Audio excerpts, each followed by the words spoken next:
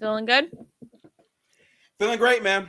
I've been kind of cooked because I stayed up to 4 a.m. last night scheduling content, but Yep. I did 3 straight podcasts today, and now we're here for I think episode 4. Haley, Is it? I think it might be episode 3 or it might be 4.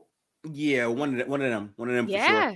We're doing this thing. We're really doing this thing. And it's been good. Like, it was nice to get a little, precursor. And then now that we actually have some games and highlights to go over, it's just going to get better and better. KB, you good? I'm chilling, man. I'm here. I'm not gonna lie, it's a very hectic morning. Really? Um, Still in. I'd even like want to change, get out of my bonnet. That's Yeah. still in it. So we here though. We Sunday. here, man. We here. And Yeah. we move. You know, it's Yeah, the it's motto. Sunday.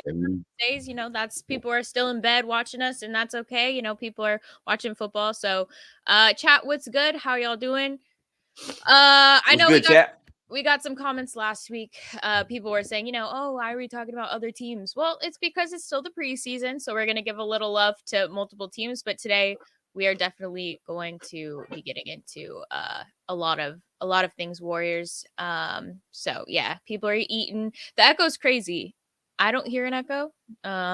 So I don't chat, hear echo either. I don't hear echo either. yeah, it's probably a troll. Born again. Other chatters, can you guys just back them up if that's a problem? Let us know. But yeah, we'll get into it. And honestly, I kind of want to start at the game 2 that we watched at, what was that, Friday night? So let's get into that. And KP, why don't you start us off? Some of the highlights. The Lakers matchup Hey, is always a man, crazy. listen. But So hey, me and Gifter were watching it on playback, and then I rewatched it again yesterday. It was a very good game, honestly, because one, the starters played a little bit more than the first half. They played a bit in the third quarter too, so we got to see more starter minutes from everyone as well. But in terms of the first half basketball, from what I've seen out of the starters, very good on both ends, right? The Warriors' offense looked like really good. We started off sluggish a bit. yeah, The Lakers started on a 6-0 run, and then we scored like 13 straight, like right after. We went on a 13-0 run right after. And the ball movement and what I was seeing out of the offense in terms of quality of looks and everything was like really good. From CP, again, it looked promising knowing that he's able to run these lineups, initiate, run the offense very cleanly, especially offensively. I just want to see that with the bench. I don't want to see this in the starting lineup because I know Draymond has the ability to do this, but we also need that defensive slant that Draymond brings as well. right. Um, JK, yet another game. I'm just saying this third year leap that I'm predicting, Yeah, it's gonna come true. Y'all are gonna see. Y'all are gonna see. People are calling him a big project. He is a big project, but when the big project is complete, I was here for the entire project from start to finish. That's all I'm gonna say. But bench looked good. GP2, B pod looked really good did. yesterday, especially as a distributor on the floor. He was really really poised. Running the offense for him and Sarge in that 2-man game wasn't an issue at all. Trace, I liked his intensity. He picked up a lot of early fouls, but it was cool though. Like he's a rookie. He's gonna have growing pains defensively, especially guarding guys like AD all the Right. time on the low block. You just have to be more poised as a defender, and you'll learn like as you continue to be in the league.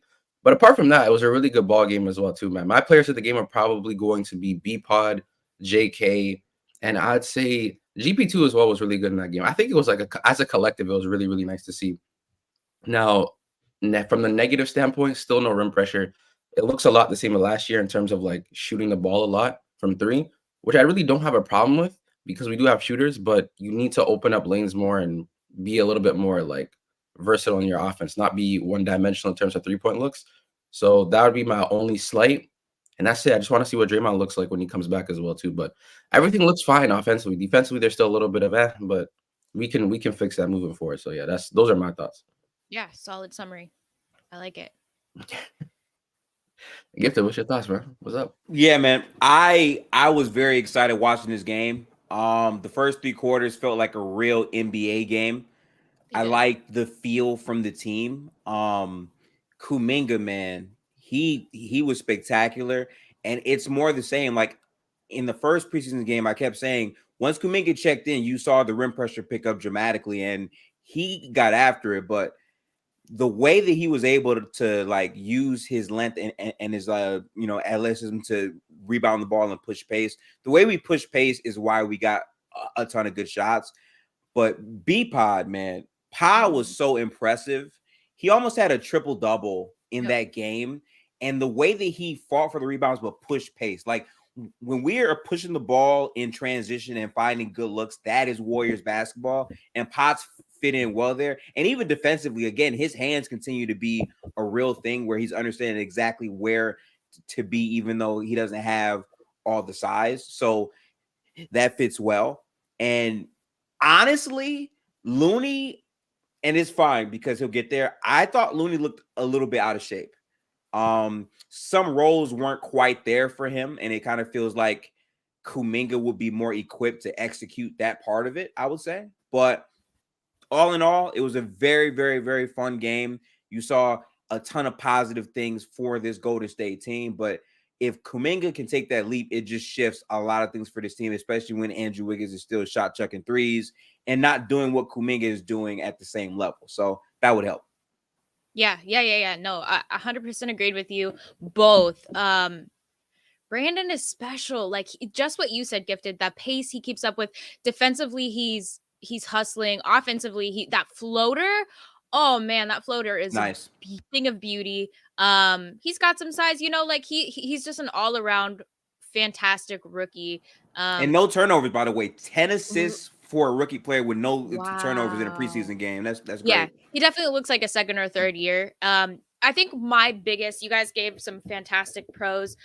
Obviously, JK got his jersey on. Like, dude he's a baller. Some of those moments, right, where we saw, like, what I really liked from this game is what we saw from the young guys to be able to play, even though it's preseason, to be able to go up against Anthony Davis, LeBron, Rui, Austin. Like, these are some really talented dudes, and it kind of ups your game. We saw that, like you said, it felt more like an NBA game early on. The thing is, though, the matchup that I really worried about was that Steph and Austin Reeves matchup, because it's either Steph or Chris Paul that's going to be defending Austin or going up against them. And with a lineup that's as big as LA, not every single team is going to be a system like this where we have difficulty with size, right? But the Lakers, if that's a matchup in the postseason, it's not going to go over well because we just haven't gone out to get some size. And so that's going to continue to be an issue. But I love seeing with Trace Jackson, going up with AD, having that block at the end of the game. Like those are some solid moments that we got to see from the rookies. But overall, I was happy. I'm glad we got the win. They pushed, and I think we're talking about bench. I think it's easy to say Warriors bench definitely came through there. So that was good. But I wanted to ask you guys, is there, with the starting lineup, which is where we kind of started to slink back a little bit, right? When we had the Lakers starters, the Warriors starters, that's where we were always a little bit behind at some point. The bench is actually what kind of was able to come in and boost us to get that win. So what were some of your thoughts? Any more thoughts on Chris Paul, Looney, Wiggins? Like, how are you feeling about that? And of course, Dre's still coming back. So what's the deal there? I haven't said this to KB yet, but I actually wanted to ask this, right? Why shouldn't Kuminga start in place of Looney? Size and rebounding issues as well. I think obviously you want that explosiveness in the pick and roll, and you want someone who'll be able to get downhill quickly. And short roll decisions as well. Kevon Looney he's much more better at making those short roll decisions in terms of the passing and knowing when to. No. I get that part. I'm just saying that, like, if we're gonna sit Looney for Chris Paul, I'm saying in place of that, why not have Kuminga out there instead? Oh, but I don't think we're gonna. I think we just disagree then because I don't think that's gonna happen. Okay, I don't think Chris Paul is gonna be starting. I just don't think so. I think if Steve Kerr's thinking logically, I think he's looking at this like, okay, I see the way CP's running these offenses. It looks great, but defensively we're getting cooked. Like the Lakers were putting up ridiculous first quarter numbers against us. Mind you, we were still doing really well offensively.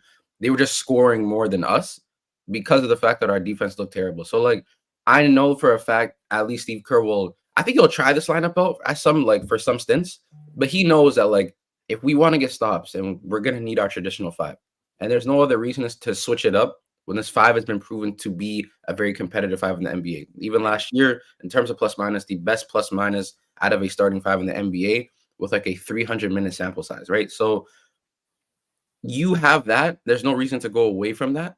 So I think you should stay with that lineup. Now, Chris Paul being with JK, that would allow more rim pressure, more like a structured offense to where CP is the guy at the helm to make a decision, to make guys cut, things of that nature, right? So you have that as well. And I just think Draymond starting is just very vital, and Kevon Looney also starting is very vital because he's still one of the best rebounding bigs in the NBA, who's very undersized, who knows the Warriors' offense. Defensively is fine as well too, and he's just a poised veteran as well that you need on the floor as well.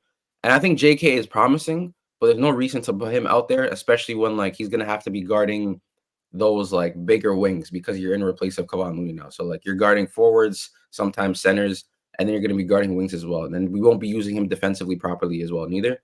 So it won't maximize his ability. I get the short roll and the rolling aspect of the offense, but the amount of stuff that you lose versus what you just gained doesn't make sense for you to put JK in the starting lineup at all, especially if you want to maximize him for the amount of minutes he's going to play. So that's why I think he shouldn't start. But I personally think that Kuminga starting could make sense. Again, this is only from the perspective if they're gonna sit Looney for Chris Paul. I'm with you, KB. I don't think that's gonna happen, but in that case, I would rather have Kuminga play because defensively, having a lineup of Andrew Wiggins, Kuminga, and Draymond would make more sense from a switchability perspective and the athleticism with the passing of Draymond and Steph with Klay and Wiggins. I think that's honestly one of our better small ball lineups if Kuminga is going to play like this. I hear you on the decision-making front. I think Chris Paul and Kuminga makes a ton more sense off the bench. But in terms of athleticism and us actually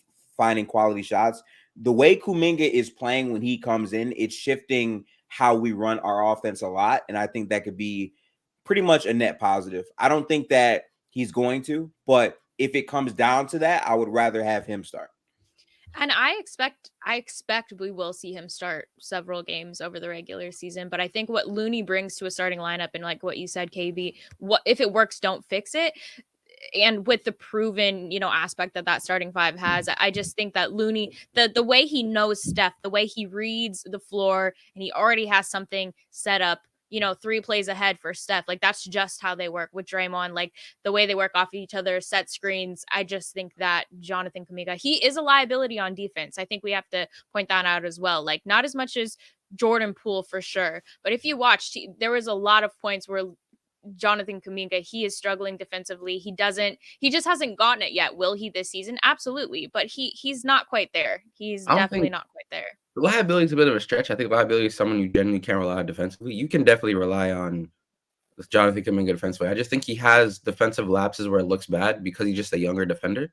So I get what you're saying in terms of there's moments where he looks like he's out of place and things of that nature. And it's true because like he's a very high intensity kind of guy. He likes picking up ball handlers. He likes being pesky, picking up 94 feet, following you the whole way through, grabbing your jersey, things of that nature. Right, and when he's right. playing more poised guys like a LeBron James, who's older but still knows how to find his spots and get to his spots, that's why he was getting beat off the dribble because he's overplaying things, right?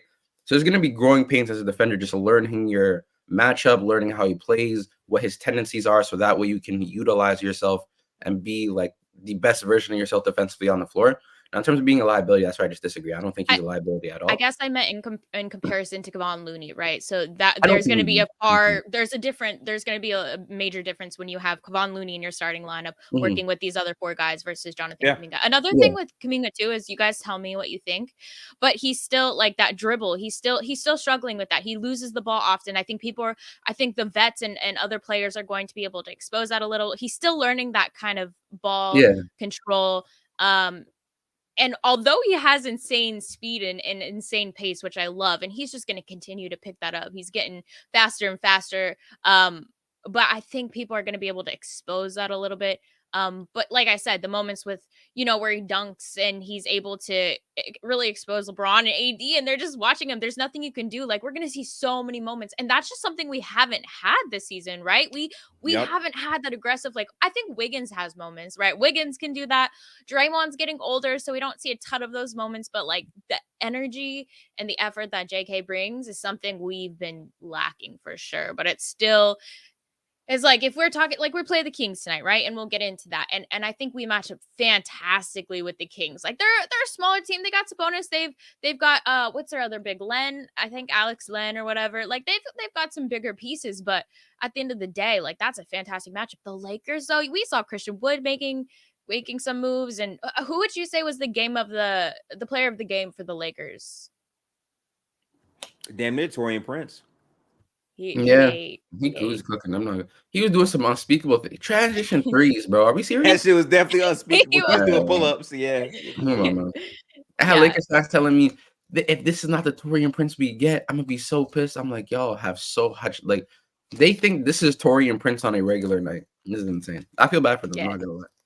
I'm not gonna lie. Max Christie was hooping too. Yeah, Max was hooping. He was playing a lot better than that first game. Austin Reeves again. I think he was a high scorer, but yeah, it's just like when you look at that matchup, it's just not the best because they're such a strong defensive team, a big team. It's just unless we got some more size, I think that would be a tough matchup for us in the postseason. No, there's still problems that they have defensively they need to solve. Off-ball movement, guarding guys who are like well-spaced teams that know how to cut. When the Warriors are actually running actual actions against the Lakers, they have trouble like making defensive rotations properly. Because like I'll give you an example. When B-Pod and GP2 are on the floor together and they're running these two-man games, they would just find weak side cuts the entire time. Like they kept finding weak side cuts because of the fact that they have it so spread out that people are still showing at the free throw line, even though it's dropped, they're showing at a level to where it's still a contested shot. So you have that big out the paint, especially when the Lakers run this like Rui, Christian Wood, LeBron, Reeves, and like someone else. There's not really a paint protector. Like Christian Wood's a paint protector, but he's not like what AD is or like what even what's his name again? The backup center that they have. Hayes, I think. I forget. Is it Jackson Hayes? Is that his name? Jackson Hayes. Yeah. It's not a Jackson Hayes neither. So it's like they definitely very good defensively. Don't get me wrong, but they still have some weak points, especially at the POA. I feel like their guard defense this year is not going to be as well as it was last year because losing Schroeder does hurt a little bit too, like to an extent. And then when you play Vando, now you're defensively slanted, and your offense is like, So there's still some question marks for the Lakers, but they're definitely a lot more defensively well-rounded than us, for sure. I would say that. Yeah. I mean, and we have a ton of new pieces, so finding that cohesiveness is going to take a minute. What I wanted to ask is, Klay Thompson being a vet, he's able to analyze his own game and pick apart some of the issues. He's so quick to do that. He's his biggest critic. So first game he comes out, he's inefficient. He's just tossing up shot after shot after shot, and just we love to see it, but it's not going to win games. Let's just say that. In game 2, I think he came out and he was so much more aware. He was trying to set up other players to find their open looks, and he took a lot better shots. And so what did you see from Klay's game this time around? More shooting. Yeah. I'll be honest. I think you guys aren't high on Klay, are you? You're not a big. No, Klay. I like Klay. I just know what Klay does. He's in there. He cleaned it up a little bit in this game. He did.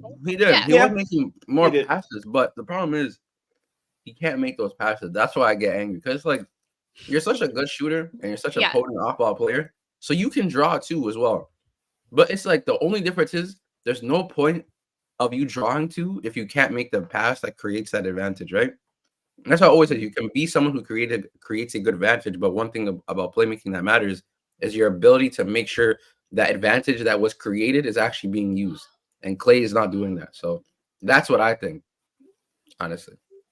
Go ahead. All right, my bad. Yeah, I don't have an issue with what Klay Thompson does because that's the player Klay Thompson is. And I feel like it's no point in asking him to do different things. We know that ball handling is not a strength of his, and shot choice for him, he's just a very confident guy where he's going to just take many bad shots. But the difference is because of his comfortability in those moments, a lot of times if we're down a whole lot of points, because he has amnesia as a shooter, he can catch fire quickly, and those same types of shots get us back in games where Steph and the rest of the stars can close it out. But I expect Klay Thompson to shoot the ball a lot. I expect there to be some games where he's not making it. But one thing that would be nice if he could continue to add on is his rebounding defensively from last year.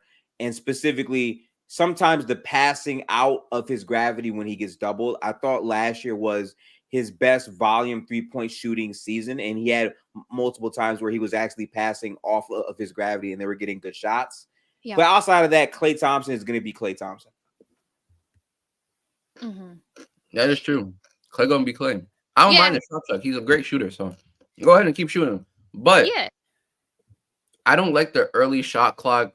There might be a better pass to like be patient within the play within the offensive flow. Like you Right. are an elite shooter, so I'm not gonna be too mad at you taking these type of shots, bro. If there's 16 seconds left on the shot clock, and I see you get the ball off of a pin down, and you're at the hash mark, and your first look is to pull that, Yeah. I'm gonna look at you crazy. I'm sorry.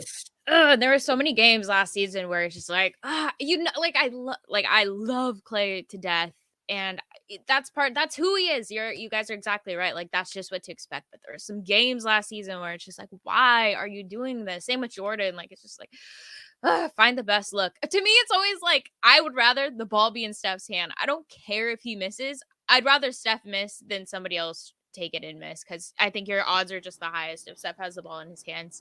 But yeah, I just think I wanted to shout him out, and like I love that he's able to at least somewhat come around and take better shots and get some better looks. But yeah, Don't exactly. understand why he can't like.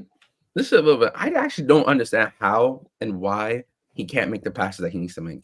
Half of the time, the passes that he needs to make are just a short roll pass. Where like, wait, can you give me an example? Can you like give a me an foot example away. of like this game that we just watched? Like, was there a specific moment that comes to mind? There was. He drew double and he couldn't make the pass in time, and then he made the pass, but the rotation was fixed, so he just couldn't make it in time. Like all he has to do is when he comes off of a catch and he's getting doubled, find Looney or whoever set the screen and just make a jump pass or a dump off pass. Steph is 6'2". This is true. If Steph is coming off the dribble, getting doubled by centers, and still able to make a dump off pass, I think Klay, who's 6'7", can make the same pass. Like, I don't think that's like insane to do. And I promise you, if he just makes that simple pass, the ball, I've seen plays where he actually made the pass and the ball found him again on a wide open catch shoot three. That's all you have to do. Just learn. If you learn how to make a short roll pass, it will help you and your shooting immensely and the offense. But it's been years and he still hasn't done it properly. So I kind of just lost that expectation. I'm not gonna lie. It's probably not switching up too much anytime soon. Yeah. And what about Moody, man? Like I love this guy. He's a quiet killer, right? He will come in. You see a little bit of growth in his game, but he's still I guess confident and okay with just coming off the bench, being that guy that Steve Kerr says, hey, I need you right now, or I don't need you at all. He's okay with that. And I love that attitude that he has, because I mean, it's always kind of been the mentality of the Warriors for the most part. Good teams that the Warriors have had that end up winning chips are usually made up of a group of guys that are unselfish, they're selfless. And I just see a lot of that in this team, which makes me more excited. Last season, I'm not saying we had guys that were selfish, but there was a lot of, if I don't get this, I'm going to, have some issues. And of course, like, I'm not just pointing out Jordan Poole, but, that comes to mind a little bit, because it's like, that's just not how the Warriors play. But also, he got paid, he wanted more minutes. So I understand where he's coming from. But yeah, is there any guy that stuck out to you in the first two games that you've been like, wow, like this, he's not getting much credit, but he's so valuable to what we're trying to do here? I think Moody is the perfect name, honestly, because we talked about Kuminga, we talked about Pods, but Moody has just been more of that same consistency in terms of coming in, rebounding the ball, being a decent enough secondary ball handler on the floor, and also like his drives to the basket have been good as well. He's been making some pretty, good contested layups as well. Like that type of, feel from him is a big part of why he was already a productive player for us last year in the playoffs, and why he got that time, because his shooting has been consistent. He can definitely space it out from the hash and the corner three, but he's still crashing the glass pretty well, and he's using his length and size to impact his time on the floor. And as you said, his mindset in terms of understanding that it's gonna, be a while in the NBA, and he's a pro, and some days they might not need him, but he needs to be ready and prepared. That is gonna pay huge dividends for him in terms of how much time he gets this year, to me. Yeah, I agree. I think Moody gets. I've been rocking Moody even like last season when we were in the postseason. He was getting some minutes. Yeah, I really like the minutes that he was getting.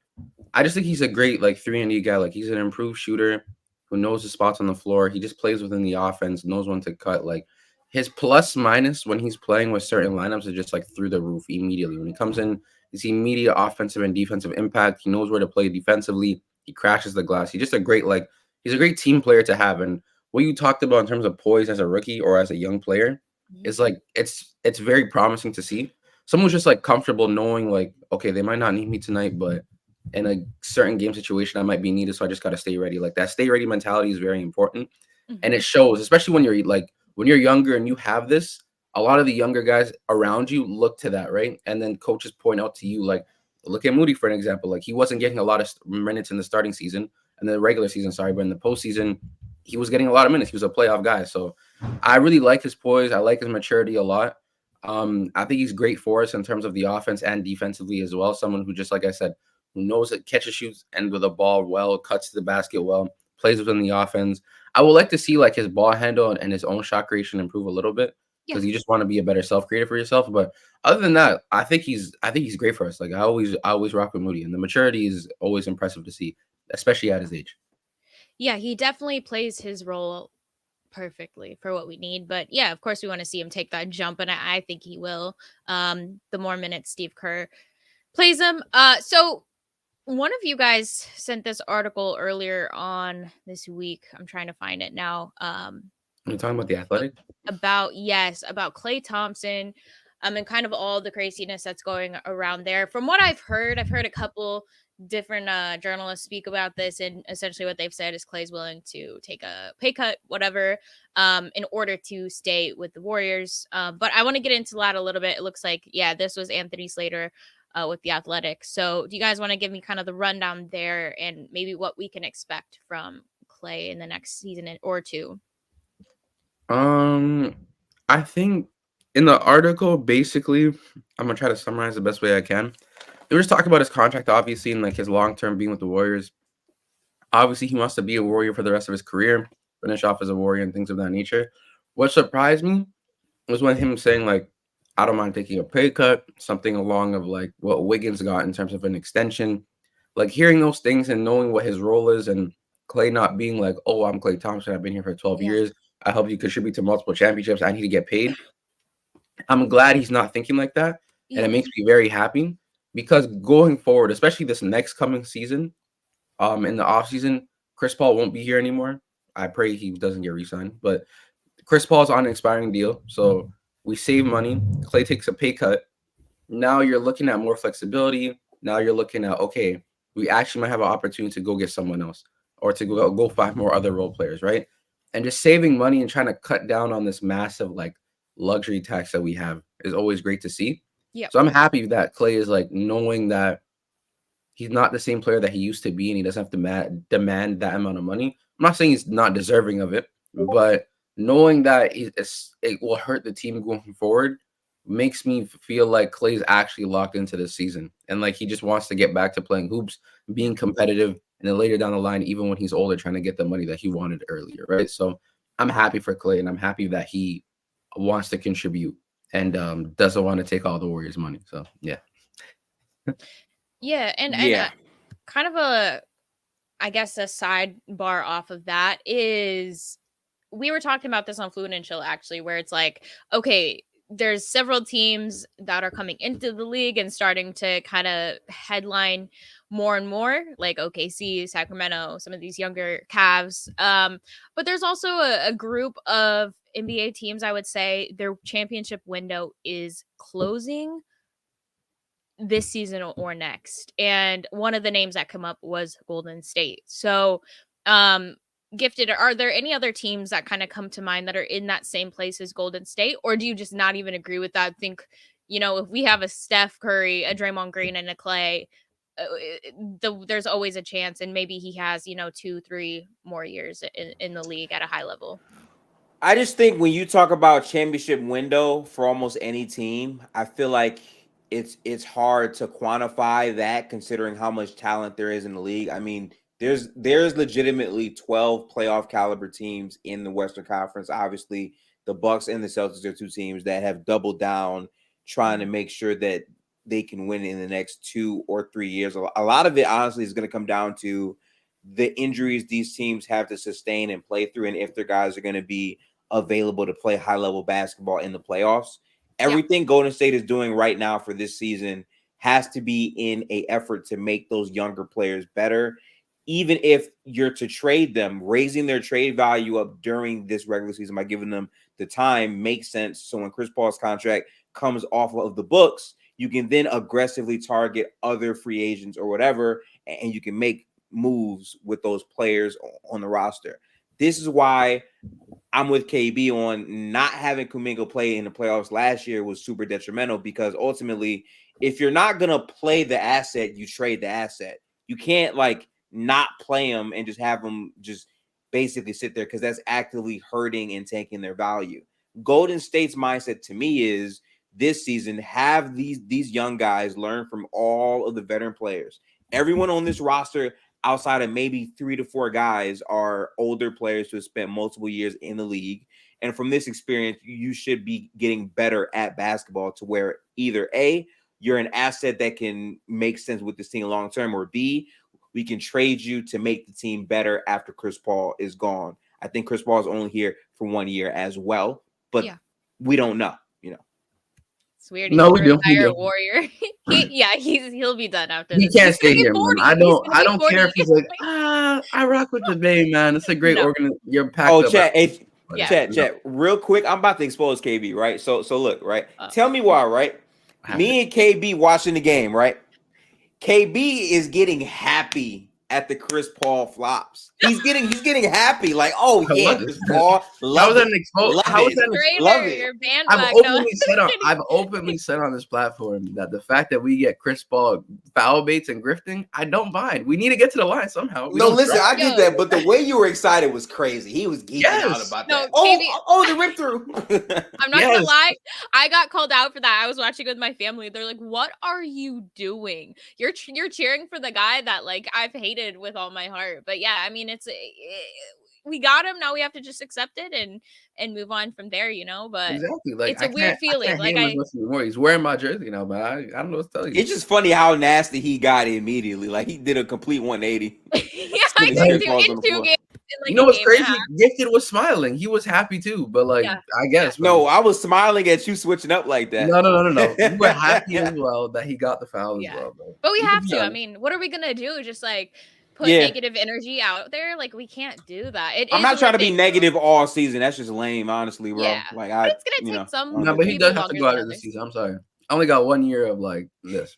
Yeah, we can fake it for a year. It's fine. Like this is what my hopes is that he plays well during the season and it raises his trade value, and people see him on expiring, and then like trade deadline niggas are like, ooh, I might want CP, and then we might like we're just gonna skyrocket his value, and then he's gonna that's the whole point. He's here to raise his value up to stay in the league, man. Yeah, that's the whole point right now. He did look small and old though in this second game compared to the first, and of course he does. I mean, his playmaking and everything is good, but I don't know. The next thing you know, that's off the books. Klay takes a pay cut. You make a few trades. Boom, you have Joel Embiid. There you go. Championship window back over. You feel me? You never know.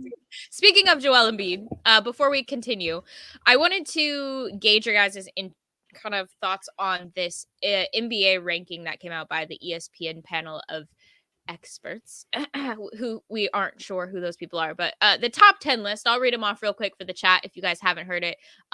And then here where you think Steph is, if you agree with that. Number 10 was AD. Number 9 was LeBron James. Number 8 was Shea. Number 7 was KD. Number 6 was Tatum. Number 5 was Steph Curry. Number 4 was Luka. Number 3 was Joel. Number 2 was last season's Finals MVP, Jokic. And number 1 was Giannis. What did you guys think about that? Was Steph placed fairly in your eyes? No. Steph is the second best player in the world, in my opinion. If people say Jokic is better, I actually don't mind that at all. I see the argument. If someone says Giannis is better, I understand it. I just disagree because I prefer a higher level of offense versus like a defense that's transcendent to a degree, but not to the level of what Steph is producing offensively. So I just prefer Steph. Also a little bit of bias, not gonna lie. But like Steph is for sure a top 3 player in the world, like a for sure top 3 player in the world. Yeah. So having him 5th is insane. Having his Under Armour partner, Joel Embiid, as the third best player in the world is crazy. Knowing that he hasn't been to an Eastern Conference Finals since he stepped foot in this league. So I don't know what's going on. Genuinely, I'm not surprised. ESPN comes out with terrible lists every year. Yeah, they're drunk. It's like every year they drop a top 100. People get surprised at how bad it is. And I'm like, bro, they're consistently dropping at. If someone's consistently giving you bad things, how are you surprised at the next year being like, oh, ESPN doesn't have Kawhi Leonard as a top 10 player? It's ESPN, bro. Like, I don't know what to tell you. Yeah. I think they have like I don't even know where Zion is ranked on that list, but he's like extremely low as well too. Like Shea is in the 70s. Shea 70s? Is. Oh yeah, there was another crazy one. It was like, oh, I can't. Austin Reeves was over 8. Somebody. Yeah, that was crazy too. Like SGA. I love SGA. I think SGA is a fringe top 10 player. He is not better than the healthy LeBron. But he's over Jimmy Butler. Why is he over Jimmy Butler, who was able to take his crap team to the finals? He's over Kawhi Leonard, bro. Like I hear that. The list is, I believe, a projection list for the season. But even then, if you say that, it's still a dumb list. Yeah. They have Zion at 75. They had Westbrook at like 96. No, Westbrook at 92 is valid. Westbrook at 93. No, we're not doing. Where was Harden? Where was Harden, actually? I don't know. If you know, guys in the chat know. Oh, yeah, it's Quan. Yeah, Ja went from 9th to 30-something. Like, despite everything that's happened, that's 30, so nasty. That's it. That's just ridiculous. Yeah, that's I don't mind that either. There's some of the rankings I don't. Ja 36, I don't mind. Not Westbrook got 93. If Westbrook was 100, I wouldn't care. Wait a minute, Ja 36, you don't mind? Expound on that. I don't mind. I just don't mind. What you mean by that, though? I don't mind. I don't. If someone said Ja's the 36th best player, I'm like, all right. Cool. I think I would mind if you think Ja's a. Did I say I he was Ja's just in the MVP conversation? Like, despite the fact but I think you should mind that in his life decisions. He's not 30. I just don't think he's 30. Yeah, tell me right now, who cares about John Moran talks? I don't. Oh wow! Did you guys hear about Kenny Lofton? That he came into training camp at 300 pounds. Yeah. Yep. He was on I loved him. He was my favorite rookie coming in last season. 300 pounds. He was on his Zion tip. He's trying to bulk up. Yeah, he definitely did. Chat, make sure to drop your off that list. I know they don't really have any validity, to basketball, but was there anything that jumped out to you, or you guys can ask us about? Oh yeah, So the Joel Embiid stuff. Okay, I'm sorry. I've been getting annoyed, and it's not his fault, right? But I actually have been getting annoyed with the Joel Embiid stuff. He's a very good player, but I just find it funny how every year he gets catapulted over other people. Yep. And then when it comes down to the postseason, he's not like a consistent top 5 performer, if that. And then he's elevated over other players that are just clearly better than him. I really don't quite understand that. Luka, I get, because he's been like a top 4 caliber player. If you say that you think Luka will be the best point guard after this season, I'm not going to say that's crazy. I would disagree, but Luka makes more sense than Joel Embiid, I think. Well, also the thing that I have respect for Luka is he's been dealt a difficult set of cards versus Joel Embiid, Tatum, all those guys have top 2 seed, teams in the East. Luka's been dealt a really tough hand. And so the fact that he's still able to put up the points and still able to do, and yes, his defensive ability is scuffed for sure, but Luka is him. And I think he's just going to get better. Actually, this is a crazy take Jay had on Fluid and Chill. He said, he kind of corrected himself, but at first he had said, I think we've seen pretty much what we're going to see from Luka, which is why he gives Tatum a little bit of a level up, because Tatum's bag is deeper. I'll give him that. But I think to say that I don't know. Offensively, Tatum is I don't like Tatum, but Tatum is he's done more in his career. He's a better defensive player. Yeah, he's been to the finals. He's done more offensively than Luka? No, I'm saying he's done more in his career. I guess as a complete. Oh, you mean winning? Okay, I guess. But he's older. He has a better team. One more Eastern Conference Finals appearance and one more. How many times has he been to Eastern Conference and the Finals? Way more than Luka. He's been to the Eastern Conference Finals. But 3 or 4 times. 3-4 times. The Finals once, right? The Finals once. Luka Western Conference Finals once, but he hasn't had any pieces, and they haven't really poured much into the unit around him. Like, so No. yeah, that's kind of what we were just discussing. Dang, that's crazy. No, Jay definitely he knows his hoops, but that was kind of a conversation. And so I agree with you, Gifted. Like, people are hard on Luka.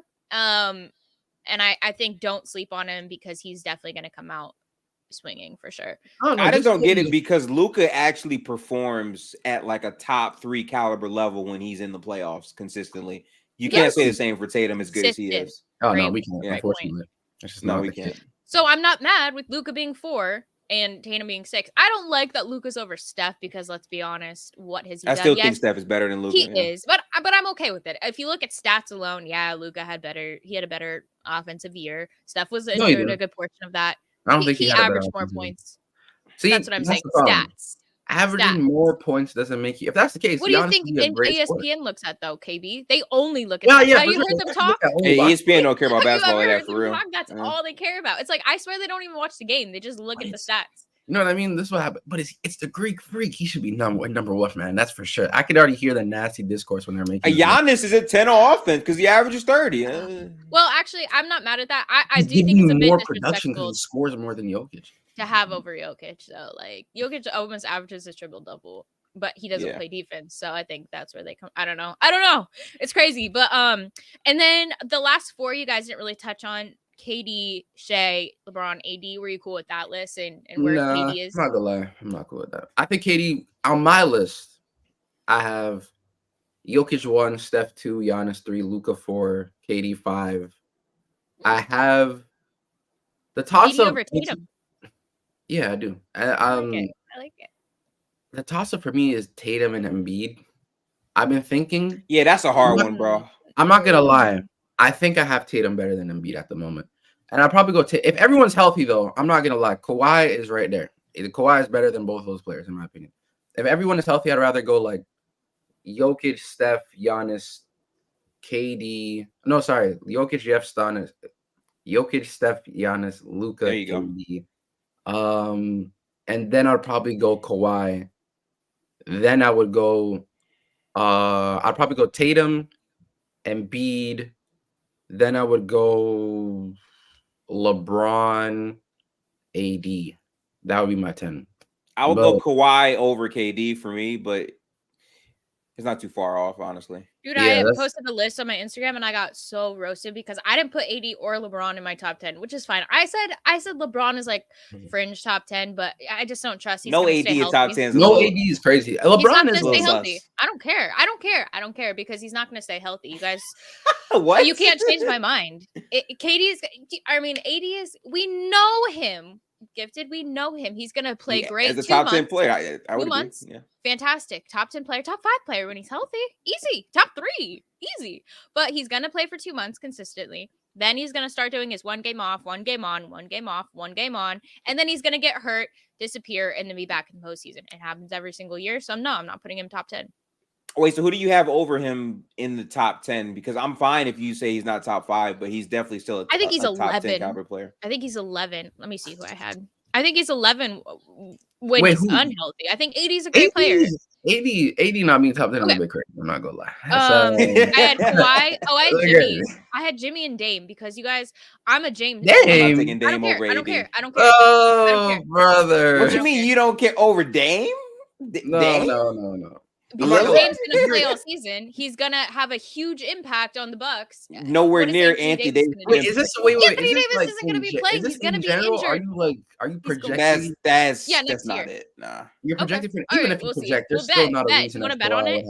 Anthony Davis. I mean, Dame missed the whole for a good portion of this season. Dame missed the whole season before this one, by the way. Betting on that, but part of the reason that the Blazers sit Dame is because they wanted to they're not going to play him. They want to get higher picks in the draft. Yeah. So they sat him for a good portion. I mean, this is something I don't really care. I think most people will disagree, but you'll see who's going to end up deeper in the postseason. It's going to be Milwaukee. And a great portion of that is because of in the Eastern impact. Conference. Okay.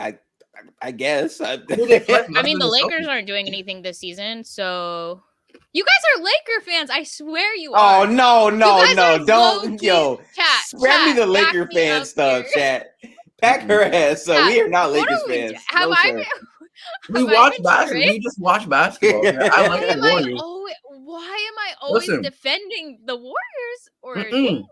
No, Lakers? she No, gaslighting. Low-key She Laker fan. gaslighting. No, She this is gaslighting gaslighting. No Kaysen one right bring now. up the Nah, Warriors. We're not talking about that's them. crazy. Ain't nobody bring up the Warriors. You said AD and Dame. We're talking All about right, those fine. two right now. I And would there's never not say a- Dame is better than there's Anthony not Davis a in world. any No. stretch. Gifted. No. There isn't a world where AD is worse than No, DP. of There course isn't. not.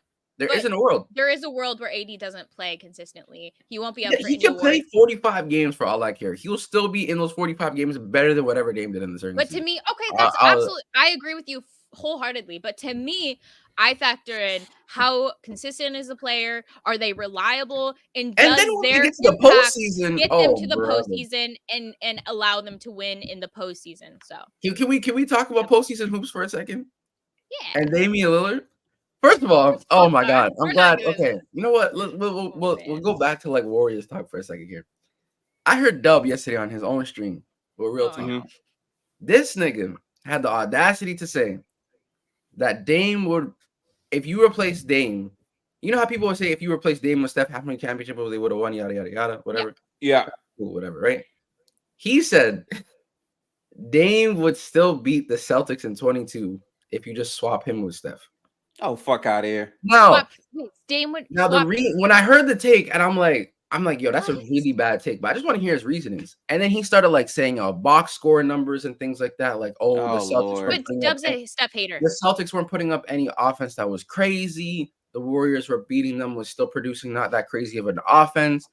He even said Dame doesn't have to be to the level of what Steph was doing offensively for them to even win that series. And then I sat and thought to myself, what Steph was doing. Minus that, I don't have the stats for its game 5 is filtered.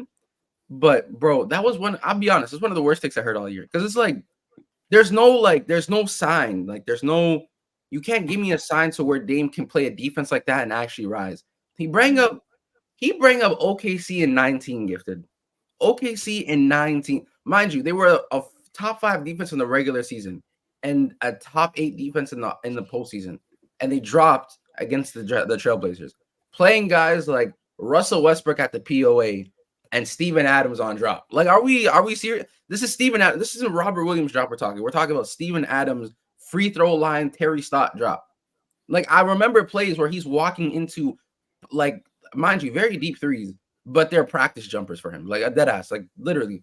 And the drop that Steph was playing wasn't, like, entirely, they were showing, Robert Williams showing at the level isn't drop in my eyes. That's, like, him showing because of his reach, how long his wingspan is. Then you have guys like Derek White, Marcus Smart, Jaylen Brown, who's a good on-ball defender, Jason Tatum. Like, you had multiple defenders being able to switch out, play off-ball, chase Steph, and Steph was still getting off insane looks. So I'm, like, thinking to myself, how is it possible you actually could sit here and think to yourself that he doesn't even have to match what Steph is doing for them to win? And then not to mention, this is going to sound like crazy glaze. Dame is worse than Steph defensively. That's true. That's guaranteed. That's not even. And on top of that, he was bringing up the fact how like the Celtics offense was stagnant, and he didn't bring up the reasoning, the Warriors defense. I'm not saying Steph was a huge part of that, but I remember possessions where they would try to match, like hunt Steph, because every team does that because he's the worst defender on the floor, and he would hold his own. I vividly remember in game 6 or 4, I don't know, it's one of the away games, 3 straight possessions where Jason Tatum couldn't get off against Steph, back to back to back to back. And they kept losing the ball over and over and over again. I don't even think Dame would uphold what Steph was doing defensively in that season. Series. So, like, that's just insane to say. I think this is a very bad take. I'm not going to lie. So, like, when I hear stuff like that, and then hearing the fact that, like, oh, Dame has never been in a system where it benefits him, which is fair. Yeah. He wouldn't be benefiting anything because Draymond was, like, unplayable during that series. Klay wasn't hitting his shots. It was solely dependent on shot creation. And you've seen what level of shot creation and playmaking was needed for the Warriors to even score 103, 107 points. And Steph had to be that for them to actually get by. Not to think Dame can be less of that and still win? Bro, come on. I just find it funny because like people have so much revisionist history about that series because I'll never forget. In game 3, Celtics stomped the Warriors. Klay Thompson hoop, Steph hoop, but it wasn't enough. And Steph actually got hurt at the end of that game, and we weren't sure about how. Right. And people were talking about like, yeah, Boston, like they just have the size. It's just too much. And then Steph has a historic game 4 where he's moving off the ball to maximize everyone else and is still making tough shots, making and 1 threes on the road, not getting the calls, not complaining, still winning. And you're telling me that Dame could be that same player, or better yet, no, he's saying Dame can be in that same series, but Dame is so good, he doesn't have to do what Steph did and he can still win. That doesn't make any remote sense at all. The reason why that series was such a slugfest is Draymond was absolutely negated as a roller based on how Boston was playing defense. So Steph had to basically carry the offense individually with this crazy shot making. They literally dared him to make the toughest shots known to man to take everyone else out of the game, and he did that. That's why in game 5, hang on, KB. That's why in game 5, when they switched it up and they said, you know what, we can't keep guarding Steph that way because he's gonna murk us, we ran them out of the gym. And then in game 6, they didn't know what to do. Right. No. I'm glad you brought that up because that's what I was thinking to myself. I'm like, the first 3 games, and even the first 3 games, they were drop, let Steph cook, and it was working, right? The Celtics offense was fine. The Warriors made a couple switches defensively, put Draymond on Jaylen Brown, kind of force these guys to work in a zone area, make them guard and make them play in tight spaces, help them defensively to get more stops. The Celtics offense became a lot more stagnant. Then game 4, Steph went on a shot making. I'm not gonna lie, it's one of the best shot making games I've seen in a very long time in my eyes. I'm not gonna lie, right? And game 5 comes. So Steph in the first 4 games is averaging crazy numbers. So they go into game 5, and now they're trapping. They're doing like what they want them to do, trap. So the short roll is there. I think, you know what? I'm gonna try to pull up these stats, and I'm gonna double check if I was right or wrong. It's crazy. It's like Shaq numbers before game 5. I think Steph in that game, he shot 0 of 9 from 3, but I think he was 50% on 2. So he was making his 2 points. He was. Yep. He was getting to the basket, and I believe he had 9 assists with no turnovers. And usually I don't say box score stats because like I feel like it just doesn't produce actual context. But when I tell you the assists that he was actually generating and the plays that he was creating, it was one of the better like offensive games from a team that we've seen from the Warriors in that series. That's why a guy like Andrew Wiggins was able to get off. Like he was feeding off of this. Guys in the system were feeding off of these looks. So Steph was advantage creating like crazy in that game. And that to me is a difference maker. It's one thing if you say Dame can score like this, or score less, and the Warriors would be able to win, which I just still disagree with. But there were still games where they changed defensively their schemes, and they still won. Because I'm not going to say solely because of Steph's advantage creation, but a lot of the offense. Let's not act like as if in a postseason setting, your best offensive player is taking a lot of that load, and you lose a lot of advantage creation with replacing Dame. Yeah, he's an elite pull-up shooter, but he's not the decision maker, nor the passer Steph is as well, nor the off-ball player. So you're not getting those same type of looks. And in that game specifically, I vividly remember in the second half when they got Steph off ball more and started running more actions, realizing he was being trapped, and they were getting a lot more looks. A lot more looks. That's the same third quarter where the Boston Celtics were going on a crazy run. I remember them going on a crazy run to take the lead in game 5, and then things started to slow down, and the Warriors put the ball in Steph's hands more. Then he went off ball a little bit more. Like, bro, come on, man. Like, it's very disadvantageous. And then game 6, the closeout game, they ran trap, and Steph was still able to get off. Bro, they ran everything in game 6 because they didn't know what to do at that point. And Steph was still able to get off, bro. When they played 4-on-5, the Warriors were able to kill them. Draymond played a lot better. In game 6, they tried to go back. Steph making crazy shots. They try to flip it again.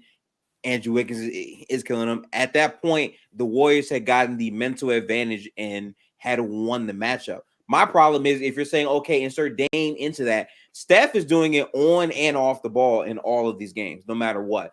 Dame would specifically need to do something off the ball to channel into that. And defensively, he's way more food than Steph was defensively. Way more. So it's like, I don't see the comparison at all. And I'm not even trying to shit on Dame, but that's another reason why I just can't.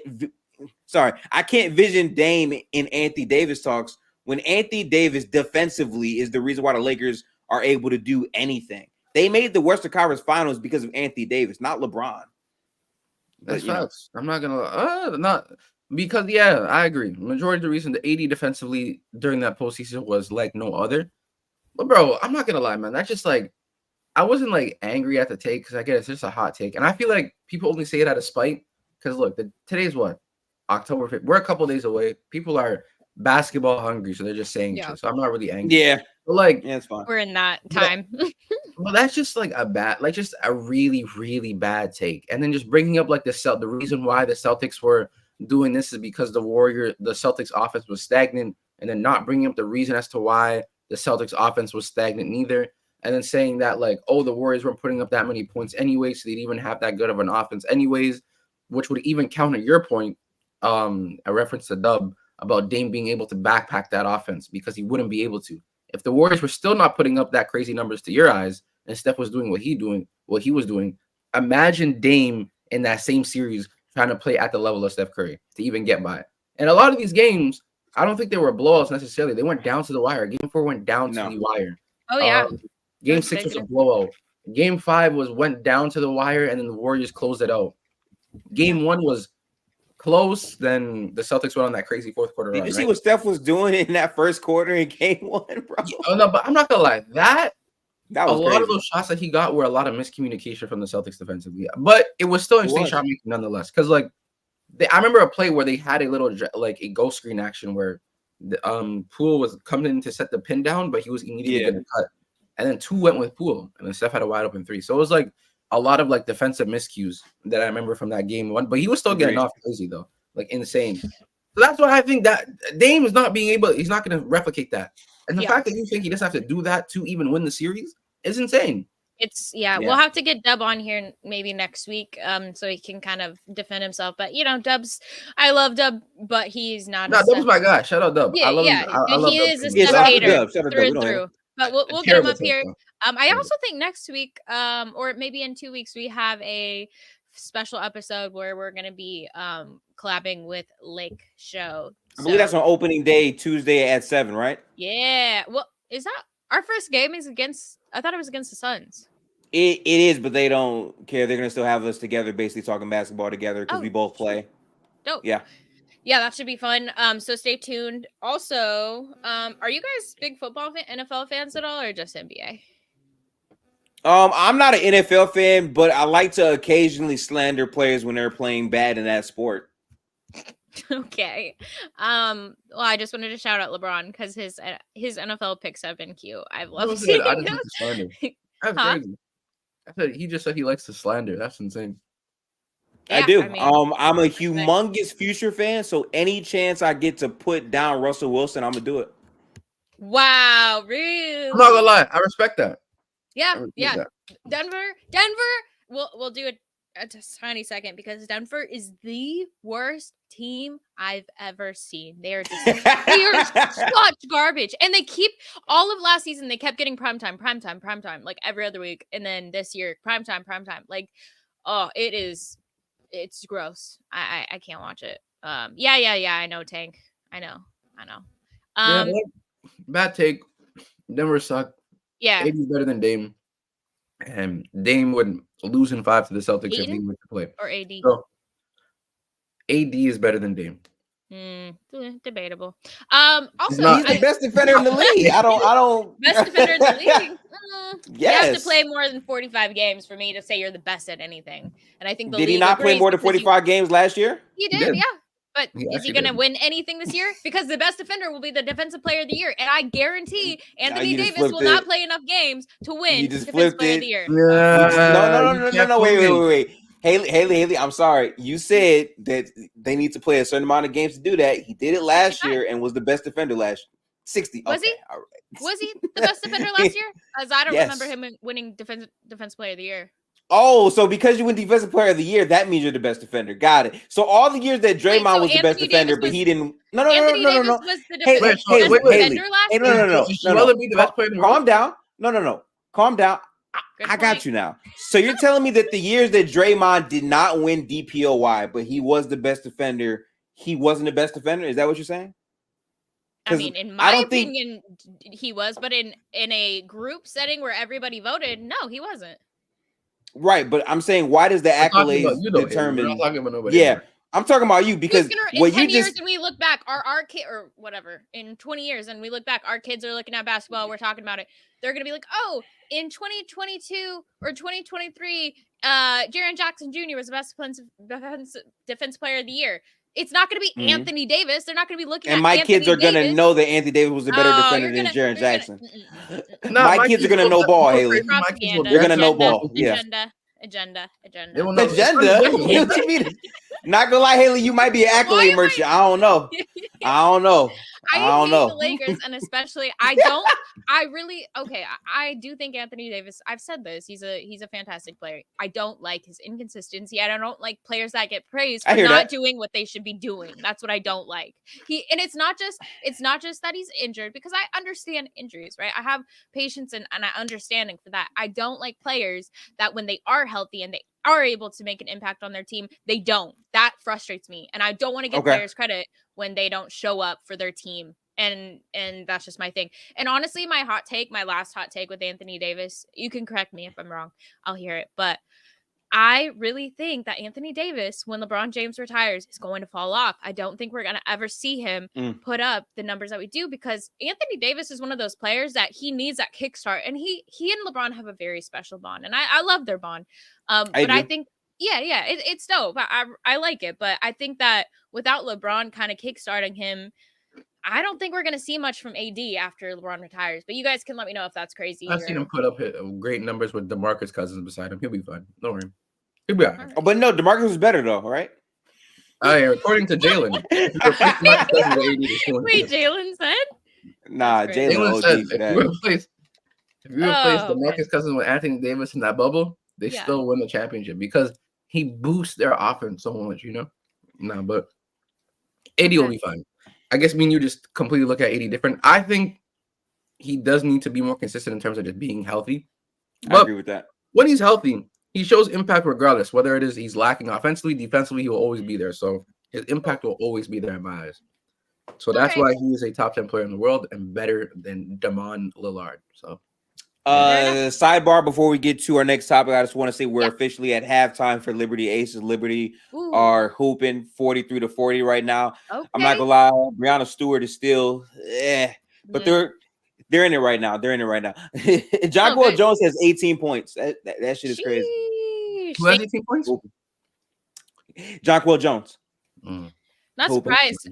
Here's the thing, though. Like, if Aces get this, like, the matchup is insane. It is so ridiculously. I mean, I still think they're gonna pull out this one today and then just sweep in the next game. But thanks for the update. That's good. You guys drop who you have for the finals, WNBA finals. Love to see it. But yeah, Aces are hooping. They have been looking. So many side talk. What were we initially? Oh, Clay's. We were talking about Clay's contract. Yeah. Clay. Right. Yeah. We'll go back. I don't know if you gave your thoughts on that, but go ahead, bro. Yeah. Oh yeah. I think it's funny because I'll never forget after last year when he was terrible in the playoffs. A report came out talking about Klay Thompson looking for a max extension, and I remember there was so much chatter about. Is this facts? Is this not facts? It was kind of funny. Klay taking less is something I initially believed because of the fact that he was making max money when he wasn't playing any basketball. So I figured he would do like them a solid by taking less, because if you're trying to win with Steph and Draymond and stay in that type of, environment that you've been in this entire time, you want to make sure that the team can improve around you guys as you age. So I thought he would take less. Last year he was kind of iffy on that, but it seems like he's fully committing on that. We got to see what happens though. I'm not sure of like how true any of this is until he signs on that dotted line for me, KB. Yeah, I'm not gonna lie. Klay, if you're hearing this, take the cut. Don't go into there. Even if you have an amazing season and we end up winning this championship, I don't want to see you asking for a supermax. I don't want to see you asking for a supermax, though. Please don't. For the sake of this roster and for the sake of your teammates and for the sake of Wardell, please take the pay cut. For the sake of Wardell is crazy. Please take the pay cut, man. We need to, bro. You know how much we're in debt to this league by a lot of money, bro. We can't. Jalen in the chat. You know what I'm saying? Like, no. you can't just be handing out crazy contracts to Klay Thompson anymore, bro. At the But right I think age it's up of, to like, him 30. if he.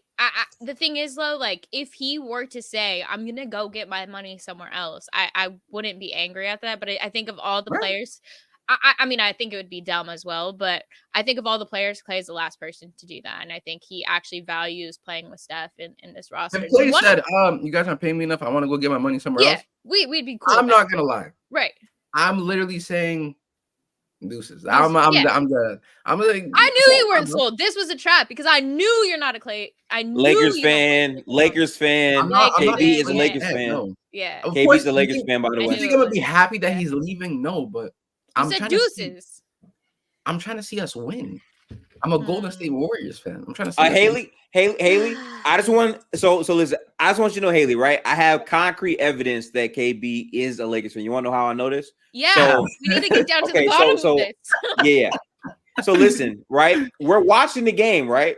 Okay. I open up a post-game space. KB says, "Gotta go to sleep, can't stay up, all this and all that," right? So I do the space. And I went to the Lakers space, right? And I click in, and it's like, he said he had work at 8. I did. In the playback, he said he wasn't probably going to make any spaces, and then he goes to the Lakers space. I'm like, okay, let's just see how long he stays in there. The Lakers space on Twitter. Yes, Gift is doing. Now this is what Gift is doing. I'm not gaslighting. This is what I like to call context bending. He's not giving you enough information, right? So okay. Mm-hmm. I said, I don't think I'm gonna make these spaces. I still made the halftime when I initially left. I agree. And the post game space. And I was still there, still spoke to everyone, and then I left. Right, Gifted? Yes or no? I did, right? This is true. Yeah. Then I left Twitter completely, and I tried to go to sleep, but I couldn't. So I'm like, you know what? Because you were thinking about the Lakers, weren't you? No, exactly. It was late. Exactly, Haley. It was late. I just couldn't sleep. I was just like, yo, I just can't sleep. I'm just open my phone, try to kill time a little bit. Yeah. So then I hopped into the Lakers spaces, and I don't know who was ran. I think it was ran by like Real Talk. I don't even know. But like, I joined, and kid you not, I joined for I think 10 minutes, and I'm like, all right, I'm gonna just go, cause like the invite, like a lot of the people who are on like the Lakers side of Twitter, it was cool. Like I rock with them because they're just cool people. You rock with them?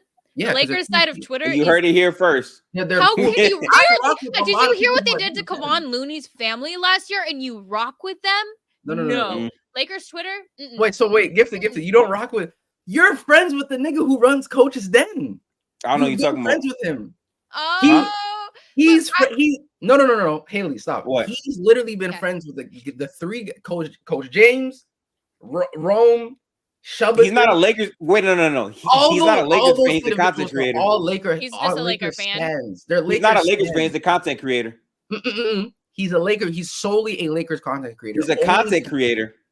What else does he do besides the Lakers content? Basketball breakdowns. Does he watch 82 Laker games a year? That's all I need to know. Yes. Oh, he probably does. Maybe people go to this platform Unless to talk about Lakers basketball if you're a Laker fan, or like other Warriors spaces if you're a Warriors fan. Gifted has known these guys, been in their spaces, and spoken to them a multitude of times. No. So listen. Listen. KB trying to squeeze. No. KB is trying to squeeze out this corner something crazy. Let me break down what KB is doing. Then on top of that, no. KB tried to accuse me of context bending. Let's actually talk about some shit right now, right? Rome before I'm not. Rome before all of this. Rome before all of this created content about basketball, and he said, you know what? I'm going to look at the Lakers play. I'm going to evaluate them. So he covers Lakers. But before that, when I met him, it was all basketball, period, before that. You, on the other hand, all I know is all I know is before we started doing double spaces and I was just doing the regular Warriors post games, he was in every Lakers space every time. Yeah, is that do you own a Warriors jersey? I was in spaces in general because last year I was. Do you own a Warriors jersey? Hell no, you don't. You don't own a Warriors jersey. I actually didn't hear the question. Do I own a Warriors jersey? Yes. No, but I just bought one. Do you own a Lakers jersey? No, I don't own. I don't own any jerseys. Don't lie to me. I swear to God, I don't own any jerseys. You promise. It's hilarious. Nigga, I don't own any jerseys at all. I don't. I'm not a Lakers fan, bro. I just rock with people who just talk hoops, regardless if they're a standard. I agree. Or anything. That's it. No, I the fact that, but I would never call be me caught out when he dead does in the a same thing is Lakers insane. Twitter space. Listen. All I know, KB, Is if I tell someone, you know what, I'm going to sleep. No. I see you in the green garden spaces. Yes. I'm a basketball connoisseur. I tap into many different team spaces. I was also hang on. I was also in a Minnesota Timberwolves space. I don't see you bringing that up because I know ball. Simple. Okay, who wants simple? Yeah, but wait. Actually, I'm doing a podcast on all 30 teams on my channel, covering all types of content. You can't come for me. You can't come for me. You covered. Okay, cool. You covered the Chicago Bulls, man. Congratulations. Yes. I talked about the Bulls. You know what? I did 3 podcasts today at 10 a.m. Wizards, Hawks, and Trailblazers today before this show. Hawks, who cares? Trailblazers, I guess. Exactly. I'm a real basketball fan. Talk to me nice. Talk to me nice. Hold on. The Trailblazers. I didn't know they had a Spaces community. I actually didn't. Yeah, they did. Oh, okay. Yeah. That's who it is. I was like, damn, they have and they were talking about Dame and everything too. I was like, damn, what the hell? That's insane. Hey, they actually have a community. Yeah. No, that's funny. That's funny. You were saying, Haley, before we get into this? My 49ers are gonna lose this game, and then we were undefeated. But I think the Eagles are gonna lose today too. Like I was saying though, man, I just talk hoops. Gifted's trying to call me out when he's been hosting King Spaces on the low, but no. I'm sorry. Find one screenshot of me hosting a King Space. Don't worry, we'll find it. Please find one. We'll find it. The fact that you're being so defensive, it's all I need. He's good. I was being honest. You've been exposed. I was being honest. He has been exposed. Yes, I appreciate it. Yes. I do appreciate the honesty, but I join Lakers Spaces, but I join Warrior Spaces hosted by Gifted or me.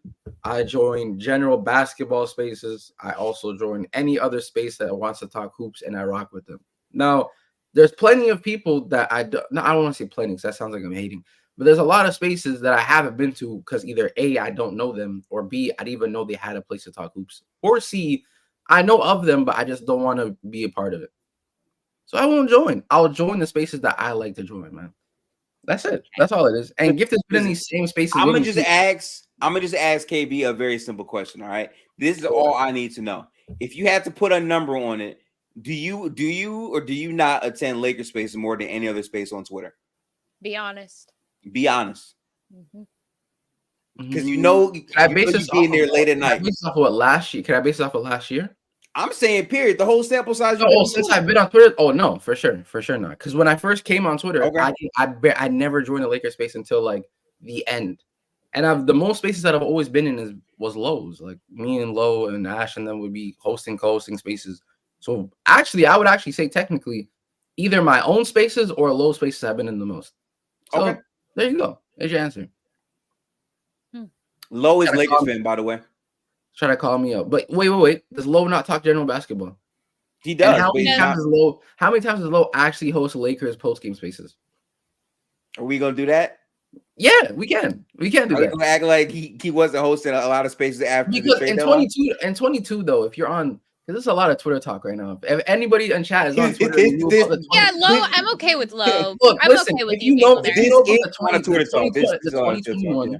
The 2021-2022 NBA season there was a lot of Twitter drama. A lot of it was Laker related because most of it was Laker fans, Russ colliding like this. So just a lot of beef going on. So these people who happened to host spaces were Laker fans, but we weren't talking about Lakers basketball. We're talking about sending addies and things of that nature. So like, you know what I'm saying? So that's what I'm saying, bro. Don't talk about my Niners again. Jalen. Right. What's good, Jalen? By the way, Jalen, that's still my worst take of 2023. By the way, I'm gonna send the link. We'll allow a couple people to come on and ask a question, but we'd like it to be specifically Warriors related. You good with that, Gifted? Yeah, that would be great. All right, we'll have a couple of you guys on. If you are a Laker fan, then you can share what you thought of the Lakers, but the rest of you guys, just try to keep it strictly Warriors. Oh, the Liberty hooping! This is a beautiful game. Gifted is a Kings fan, so if you ask him a Kings question, he'll be happy. But I see the Kings are okay. I'm okay. See, we all have that. Like, actually, let's go around and say we all have our second team, right? That team, like deep down, we're like, let's go. Who is that for you guys? Well, we know yours, KB. It's the Warriors because the Lakers are probably Detroit. Really? Is that just heading into this year or in general? No, so like my hometown, I'm from Detroit, so I always root for my hometown teams Yep. at some level and capacity. Also, Yeah. I've been going to way more Detroit games lately as well. So You're that lucky. would Yeah. be my other team that I root for as a hometown thing. But obviously, I'm a full-blooded Warriors fan first. So I that's love me. it. Yeah, mine's the Blazers, same thing. Like, well, I'm from Arizona, so I'm actually a Suns hater. But yeah, Blazers are No. definitely like that number two. I'm also a huge Pelicans bandwagoner as well. Love the Pelicans. I respect it. Tracy, make sure to just have your camera on so we can pull you up. And then as soon as that's on, you're welcome to come up. I've been That guy Warriors plays year fan. 3 Kuminga will indeed feed families this season. I agree with you on that. Yep. All right, will. let's get Tracy up here and ask his questions. Salute everybody. Tracy, How y'all what's doing? good? What's good? Good. How's What everybody are your doing? thoughts on good? What are Good, your man. thoughts on the Dubs? I think the bench is actually better than it was last year. Yeah. And the chemistry is all there. In fact, what the turmoil that happened at the beginning of the offseason last season. So my question is, what do y'all think that Gary Payton Jr. Is going to do? Do y'all value his defense? Do you think he's going to play a little bit more minutes? I can start. I'm a huge Gary GP2 fan. Love him to death. I think absolutely. I think especially what we've already seen in the preseason, how he and Brandon are playing off one another. They seem to have great chemistry. And I think just he and, maybe we'll see some Looney, maybe we'll see some Wiggins in that second unit with the younger guys. But I think that flow and just his ability to play like a little big man, like that's just something we can't replace. So yes, Steve Kerr is going to give him more minutes. Yes, I like him in the second rotation, but I also think he'll start a few games over the season as well. But he's so valuable to us. I think GP is a very important defender because of how he guards up. And last year, again, to start, we didn't have great on-ball pressure from the guard position at all to start the year. Once we got GP, our defense got a lot better in that regard. So having him early to set the stone as a different type of spark plug. Most people view spark plug guys as guys that, come in and score, but GP can come in and set the tone defensively for our perimeter defense. Yeah, GP minutes are going to be very important for us. He's our best. Let me think. He's actually arguably our best POE we have on the team in general, but he's definitely the best POE on the bench. Him just as a guard defender has been very, very good. I see him play lanes a lot, especially interior lanes, and he's done a really good job. His hands are really good. His weak side block is actually very impressive, especially at that size too. So expect to see a lot of GP2 this season. Is what I'm going to say. Because if you want your defense to improve, you're going to have to play guys like GP2. And yeah, I definitely say GP2 is a playoff rotation guy, someone who's deserving of that and to be a part of that 8-man rotation for sure. So that's what I'd say. Yeah, it's interesting too, because obviously when he went to Portland, he was struggling with that injury, right? And we don't know. There's some sketchy stuff that came out, like what exactly your team went on wouldn't there. take care of him. That's fine. No, I was pissed. I mean, I have a lot of issues with Portland, but but I was wondering what you guys think. Like, do you think if he had indeed stayed healthy and that, like I said, Bob Myers, I was like his parting gift to us was getting us GP2 back because like the fan base loves Gary Payton and we need him. Do you think he would have thrived the way he did in Golden State with Portland, or do you think like it's just one of those teams like this is his home and he plays better with our system? I think he plays his best with us. He does have like a short career in terms of like what his value is to a team because he has been around in terms of like joining different teams, being in the G League and certain unlike Laker teams as well, and then the Trailblazers, the Warriors. So like he's been around, but I think his best himself is with us. Now, when he got initially like signed to the Portland Trailblazers, I think he did it just to get like more money because of the season that he had, as well as like the system wasn't going to be necessarily terrible. You're playing with Dame, who's not like Steph, obviously, but who's someone who's a good pull-up shooter, can move off the ball a little bit, like just another great scorer, and maybe a little bit more motion so he can still thrive. I think health was just a problem for him, and then the Trailblazers obviously not taking care of it. I think they were like injecting like steroids into his stomach so he could just play, and then he would have to like play through pain and like things of that nature. So yeah. I think he plays best with us, but I think he would have been fine if he was healthy in Portland. I think he still would have been very viable as a player. Yeah. Yeah, it's Yeah, I I'm agree with glad that. we have him back. Tracy, are you a Dubs fan or just a basketball Oh fan? no, I'm a Dubs fan. Oh, you are. Oh Mm, no, I'm a Dubs fan. What were your thoughts of? I mean, you said you liked kind of how the bench was playing. Any thoughts on the rookies, the young guys? Anybody stick out to you from game 2? The backup point guard. Cause I believe he should be the backup point guard of Steph. The guy that almost averages a triple double. He's very fluid on offense. He's not rushing. He's actually playing really good defense. We see him getting over screens, fighting in front of offensive player. So I think he stands out.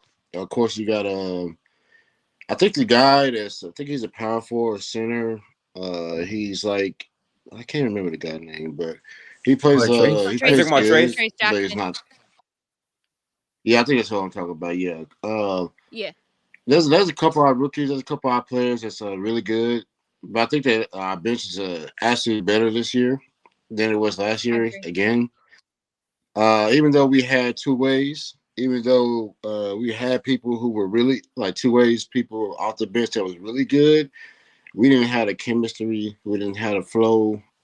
Everything was just completely off. So coming into this season, I think our bench is going to be key for us to stay in games, even win games. Because as you see against the Lakers, the starters, they were okay, but it wasn't until the bench came in when we actually started to win games and the offense, the score went up and everything. So I think it's going to be a valuable asset off the bench. And Rudy Gay, I think he's going to be a good mentor to the young people off the bench. Yeah, he shouldn't play a minute on the floor unless it's a blowout. No, I But notice how I say mentor. for sure. Yeah. No, Yeah. I agree. It was rough from a few of the players, but also we're seeing so many hopeful signs. So appreciate you coming on, Tracy. Thank you for your insight and your question. And yeah, hopefully we'll see you again during the season. No problem. Have a good one. Yeah, he made some great points. I agree. I mean, we'll see it more come the regular season, but already like that second unit, our bench, like, oh, it looks. No, I'm excited to see our bench, man. I want to see a lineup. Like, this is my lineup. CP, Kuminga, GP2, Dario, Trace. Over pods. No pods. GP2 or Moody. I don't think the thing is though, I'm high on pods, but I know for a fact he's not going to get that much minutes because CP3 and unfortunately Corey Joseph is there too. And I think he's going to jump Corey Joseph. I think he already. I think he should too. Yeah. I think B-Pot should still get minutes off the bench, but I don't think he's going to see the floor a lot. There was already a report that came out. Anthony Slater said that Trace and B-Pods aren't going to be seeing that much minutes to start off the season already. Yeah. Which is fair because they're just younger players as well too. So they're just going to be learning on the go. But I would love to see Trace should be their backup 5, period. Like you shouldn't have lineups where you're running it and Dario's your 5. I need to see Dario and Trace on the floor together. Both of them are good passers. They can work off each other well. One can space the floor and actually make the right decisions as well. Trace can play off of that. It would help your offense a lot more. I'm telling you right now, that front court pairing is going to be very vital for the Warriors, and they need to perfect that immediately. Don't waste your time by not playing Trace with these bench units as well. And defensively, you're going to need it because you need a back line, and Trace provides that. So I'm begging Steve Kerr, please don't please play him. Just please play him, please. Please. I need him to play, bro. Yeah, I agree. I mean, of course, deep down, we'd like to see Steve Kerr change up some of his ways and allow these rookies more minutes, but we know how he is, and we know that that's most likely not going to happen. But yeah, that's interesting, that front court of Dario and Trace Jackson. I think it works. I just think it works really well. I think that lineup has everything you need. You have CP, a ball handle. GP2 provides obviously the POA defending as well. Kuminga's two-way ability now that he's improved. Dario's ability offensively to space the floor as well as to be like a secondary passer as well. Trace to be a tertiary passer, a roller, a finisher at the basket, someone who can pass out of a short roll as well.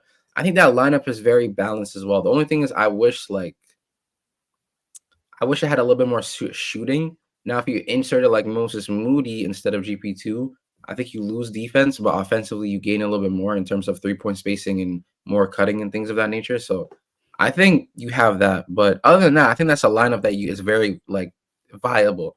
And then you can put in B pods if you want to take out CP or like you could do stuff like that, or you could plug in Corey Joseph at times. Like you can do things of that nature, I guess. So I'm excited for this bench unit this year. I think there's going to be a lot of positives that come out with it, and it's going to look much better than last year as well. Much more cohesive unit than last year, in my opinion. I like that take, KB. Real quick though, I need you to stand on business. I'm during the chat calling you out for looking zesty with that bonnet on. What you got to say to the haters, man? Let 'em know. Take care of your scalp, man. If it's zesty to take care of your hair, I guess I'm zesty, bro. I don't know. I don't know what to tell you, man. Fair enough.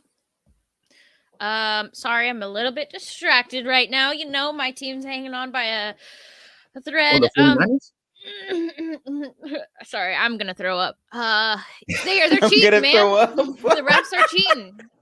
They are, and I like of all the teams, really, the Cleveland Browns with no Deshaun Watson, just insane to me. Brock's getting exposed a little bit, so I can't. I'm a little bit behind, so excuse me. I will ask another question though. Give me a second. In chat, if you guys have any questions, just make sure to send us a super chat. Thoughts tonight, though? Bro. That's crazy. Sorry, go ahead. My bad. No. Go ahead. I was just gonna say thoughts. No, I didn't read chat. Someone.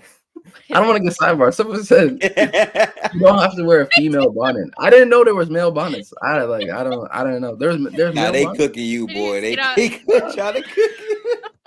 I didn't know there was like gendered bonnets, bro. I think the band. I don't know. I don't know. Who cares if it does the job? That's all that matters. Thoughts on tonight though? Sacramento, a little revenge game, right? I love this matchup, and in my opinion, one of the best playoff series overall last season. Yep. Do you think we're gonna see a little bad blood, a little high energy? I don't think we're gonna just see a preseason game. I think we're gonna see some sparks tonight. So thoughts on that, and does this game really matter in the grand scheme of things? I think Sacramento is probably going to try to hoop, but it's less to do with the Golden State thing and more to do with the fact that they haven't really looked great like they wanted to in preseason. So I think they want to try to set an example against the team that they were very competitive with in the playoffs. Also, I've heard a lot of the Kings players talk about how they feel like they were the better team, but Steph just completely sent them home. So they're probably going to come out hungry trying to prove that they're a good caliber team, but we'll see what happens. They're not the better team, man. I'm sorry. I hate to break it to you. Now, will they be better than us in regular season? A possibility, I think, but were they the better team? I don't think so. Us not having Wiggins for an entirety of like a second half of not even majority of the season. Bro, he played 37 games. Like 30, it's not even 40. He even hit the 40 mark. He played under half of the games that he was supposed to play. And he still came back and was impactful. Klay had a terrible series. Poole had a terrible series, and you were playing great offensively as well too. Not to your level of what you're doing in the regular season, and then defensively, y'all stink, bro. Like I don't understand. Like there's nothing good about y'all's defense besides Davion Mitchell. Like I'm sorry, like I'm not really moved by y'all's defense. Y'all are scramble heavy on ball pressure. You get beat. There's no back line. Now there's no rim protection either. It's a very good team. I think they're very well rounded offensively, but to say that they think they were the better team, now I get it. It's competitive nature. You're gonna obviously not say, "Oh, the other team was better than us." You're an athlete. You're a professional athlete. At that, you're not gonna have. You want to have that edge for yourself. So I get it. We're just wrong. So that's my take. Okay. Gifted. I know you're a little bit of a Kings fanboy. What do you think? I don't know how I get this label because I like teams that play good basketball. Now, I'm curious to see what the matchup looks like. They've been trying to integrate Sasha into their lineups, and he's a great shooter and all that. But I think for Golden State, what they've shown so far is that their offense can be very, very good. Our defense hasn't looked the greatest, but it hasn't been too noticeable, mainly because the offense has been pretty much picking up like that. This is a game where I want to see Trace get a lot more minutes, show his stamp from the big position, because I think Trace can actually help this team out a lot in terms of his passing. We didn't get a chance to see too much of his passing because of the foul trouble he was in, but even with the Steph Curry, Trace Jackson pick and roll, automatically first play of the game, as soon as he subbed in, it was an and-1. So I think that there's some great value there, KB. Yeah, there is definitely great value as well. My bad, Haley. Go ahead. No Steph and no Chris Paul tonight for the Warriors in Sacramento either. I didn't know they're not playing. Okay. Yeah, Steve Kerr said his veterans are likely going to miss just one preseason game, so this is the one they're holding out. All right, so we should for sure see Trey. That means tonight is the B Pods, Moody and Kuminga experience. Okay. And Klay will be there. A little bit of Klay, probably in the starting lineup as well. But yeah, no, yes, I see. Niners missed the field goal. Literally. Oh my God. I watched the Oregon Ducks game yesterday against Washington. Great game. Should have been overtime, but the kicker missed the kick. And I'm having flashbacks to that moment. It was a game on Friday where me and Gifted were trying to. It was during one playback. And it was like tie game or something, right? It was. They were no. The opposing team was down on Friday. It was a college team. Was it Colorado? I don't know, but it was not Colorado. It was like right before. Oh. It was right before the Warriors game, and it was two college teams. They're both 6-0. The score was like 31-24, and the opposing team that was down was on their final drive in like the fourth quarter. I'm not gonna lie, I was actually like locked in, and then the game turned on. And I was like, "God damn!" I don't even know who won that, but like, that's all. I'm a casual football fan, guys. Like, but barely a casual too. Like, I know some things. I know how the game works. I just don't watch it. Right. Yeah. Pain. I need the Eagles to lose today, you guys. I'm in pain right now. Pain. We lost up to a backup kick. The thing is, okay, so our kicker Robbie Gould, he was such an OG, like he never missed. He was just so reliable. And then to lose him, I knew it would eventually haunt us, and now it has, but I'm done. We did get a super chat. Tracy coming through for us again. Thanks, Tracy. My question was Steph being off ball this season. Do you think he will average 30 to 32 this season?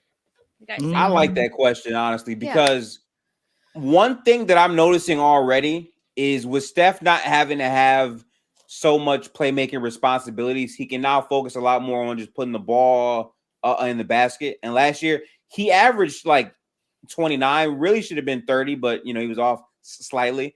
And that was with him having to account for all of these other responsibilities. That makes me feel higher on him actually going and having some real success in that department. I don't know if 32 is the answer, because that means he's really having to carry a lot of the offense at that point, but we'll see.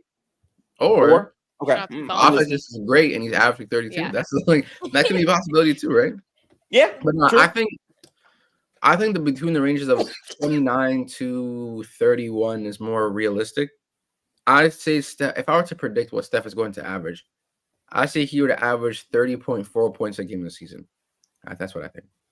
I think he can average that. With someone like CP3 on his team, with those offensively slanted lineups, he'll find a lot of quality looks. And if you give Steph a lot of quality looks, he'll make those quality looks a lot of those times. So I think look for him to average like that amount of points I won't say very easily, but a lot easier than last year, because Gift is right. A lot of on-ball responsibility was on Steph last season. And even then, before his injury, he was averaging 30 on 70 true shooting, like 70% true shooting, bro. Yeah. That's in that we haven't seen that in league history. So like, oh my God, Liberty hooping. Yeah, man. I'm not gonna lie. Score. What's the score? Steph will be 60-46 right now. Okay. They're up. Third quarter. End of third. Okay. Third quarter with a minute and 37 left to go. Okay, not bad. Hey man, they hooping for real. Yeah, shout out Brown's defense. Can't be upset, especially without. Shout out to Super Chat though. Appreciate you, Tracy. Yeah, Tracy, thank you so much. And then also shout out to you for becoming a new member. Big time. Appreciate you. Let's see. Now, in terms of the matchup for tonight. Yes. I hope B Pods has a really good game. That means Lester's gonna be in the rotation too as well tonight, probably. Yeah. So I'm excited. I'm excited to see what it's gonna look like. I think is Looney probably gonna play? Did they say Looney was gonna play, or is it only Steph? I think Looney's probably gonna play. I think everybody except Chris Paul and Steph. Yeah, they make Looney play any and everything, man. I like it, but he deserves some rest too, man. I'm not gonna lie. He does. I want to see. Let me look at the lineup really quickly. I want to see. I want to see Trace in there a lot today. I want to see that lineup of like B Pods, Kuminga, Trace, Moody, GP2, Dario. Like I want to see these guys heavy tonight. in terms of their minutes played for them as well. Now let me look at the line. Oh no, on mine it says everyone is still active, so I don't know. But yeah, I want to see like if Steph and CP are out, B pods. I looked at him to be a distributor today. I want to see him more like score the ball more. I want to see him be able to his shot creation, what it looks like in the pick and roll. Because I know he has the floater. I know you have the pull up three. I just want to see more of it, right? Especially when he's playing with like Dario Saric and they're playing a heavy drop and he has the wide open three or he has the floater. Like I want to see more offense out of him. Kuminga, I want to see him defensively today. I don't really care about his offense because I think he'll get off regardless. I just want to see what his defense would look like, especially against a Kings offense, even though it is the preseason. It's a very respected offense, and how he would look against like a Fox or like a Keegan Murray or like a, a Malik Monk, just someone who's another good scorer for them as well. I just want to see that defensively too, as well as like ball movement, cutting, finishing at the basket. I look to see if the Warriors are actually going to be able to get to the rim with an undersized Kings team. So I'm excited to see that, man. I'm excited. What's your thoughts though? I think that for this matchup tonight, I agree with a lot of what you said. I think this is going to be a great look at Brandon to be the main initiator at the point guard spot. I think he's been playing well, but this is going to be a different test, not having Steph or Chris Paul to really take that pressure off of him. So I think this is actually a quality look. If Brandon plays well this game as well, man, with way more reps as like the point guard, I think this could really mean something for him getting minutes this season, which I agree with KB. I think it's going to be very limited, but he's been very productive. And at some point, playing at a high level that much will matter, I think. I'm also looking at Moody to really assert himself more as a ball handler in this matchup as well, too. Yeah. Yeah. I was thinking the same thing, like the Sacramento offense is so quick and they move at such a fast pace, kind of like we do. They play similar to the Warriors a lot. So it'll be interesting to see how they kind of are tested without Steph and CP3 as distributors and main playmakers in our lineup. But I think they'll do great. I think this is a good test before launching into the regular season. I think we got one more game. When's the regular season start? October the 24th. 24. Oh, so we still got like 2 weeks, huh? 1 week? We got 9 days. We got 9. Next Tuesday is when the season starts. Next Tuesday. Yeah. Okay. Not this one coming up, but the next Tuesday. Wow, that's gonna be crazy. I'm so excited. But yeah, something you actually said earlier, Gifted, that I really liked, and I've heard echoed around the league is, what'd you say? Like, there's 12 teams in the West that could be considered contenders. And I don't think there's going to be too many off days in the West. No. And it's interesting, even the, not Sacramento, even the Spurs, San Antonio, like every team has a piece that is going to be difficult to pass. And so I think that's going to make for a more interesting regular season, especially coming off last season where a lot of players are injured and this and that. Hold on, let me address FIFA in the comments really quickly. I just want to say we smacked the Cowboys and Cardinals smacked you as well. So yes, we lost one game and it was an ugly win. Brock Purdy got exposed, but you have absolutely zero room to talk, FIFA. What is he, a Cowboys fan? Yeah, and they lost to the Cardinals. And Cowboys fan, okay. And the more you talk, the more you're gonna lose. I'm willing to say, yeah, it was an ugly loss today, but that's all I have to say. So FIFA, no more. But yeah, so yeah, I think that it's gonna be really fun regular season. And you guys in the chat, let us know, like, is there a team that's been ranked very low, whether it's the Pelicans, the Spurs, the Blazers? Is there any team that you think is going to kind of step up this season? Also, I want to ask you guys, what do you think about OKC and all this hype? We obviously saw them put Shea hella high in this top 10 list. We've also seen just Stephen A coming out and say, oh, I think they're going to be in the Western Conference Finals, yada, yada. Did he say that? Maybe I'm asking you. I don't know. I thought it like a couple months ago. He said, "I think that the OKC could be going to the Western Conference Finals," but it might have. Like did he say next year or for the next 5 years? Next year, yeah. Real quick, Tracy, we appreciate the super chat. Do you think Kuminga and Wiggins can average around 6 to 8 rebounds? I think Wiggins can average 6. I'm not sure about Kuminga, but my thing with him is the effort in terms of boxing out and creating lanes for other people to get the rebound. I'm seeing a lot more of that in preseason, even if the numbers don't say that he is rebounding the ball. But I think they're capable of it. I mean, I'm seeing Kuminga play with a lot of force on both ends, and rebounding has been a area of emphasis that Kerr and him have talked about all offseason. They literally told him in practice, rebound. Yep. So that's definitely a part of his mindset. So 6 to 8 isn't a crazy range for Wiggins or Kuminga. They could do it, but I would more trust Wiggins to do it more so than Kuminga, I would say. And you know, the thing with Kuminga that's interesting is like he's still in that space where you're hearing all these things from your coaches and you have so many things on your mind like while you're playing the game. But the more I think we see him play, especially into this third year, I think a lot of that's going to just start to become second nature. And I hope rebounding is one of those things that becomes that. So yeah, I think for sure Wiggins. But I think Kuminga could as well. So we'll see. I think I think Kuminga can average. You know what? Let me give my prediction on what Kuminga is going to average this season. Let's do that. All right, drop it. Okay, let me think here. He actually receives a healthy amount of minutes. I'll say he can average. I'll be realistic here. I think he can average 16 points a game. I'm not gonna say the splits. I think he can average about 2 to 4 assists a game. I'll say 3.7. I'll say he'll be he'll be a willing passer for sure. I think his rebounding, he'll average exactly 6. And he'll be a good defender. The splits will be solid. I think he'll shoot around 40. I'll say 45% from the field, 36 from 3, and I'll say 74 at the line. So 45, 36, 74 splits.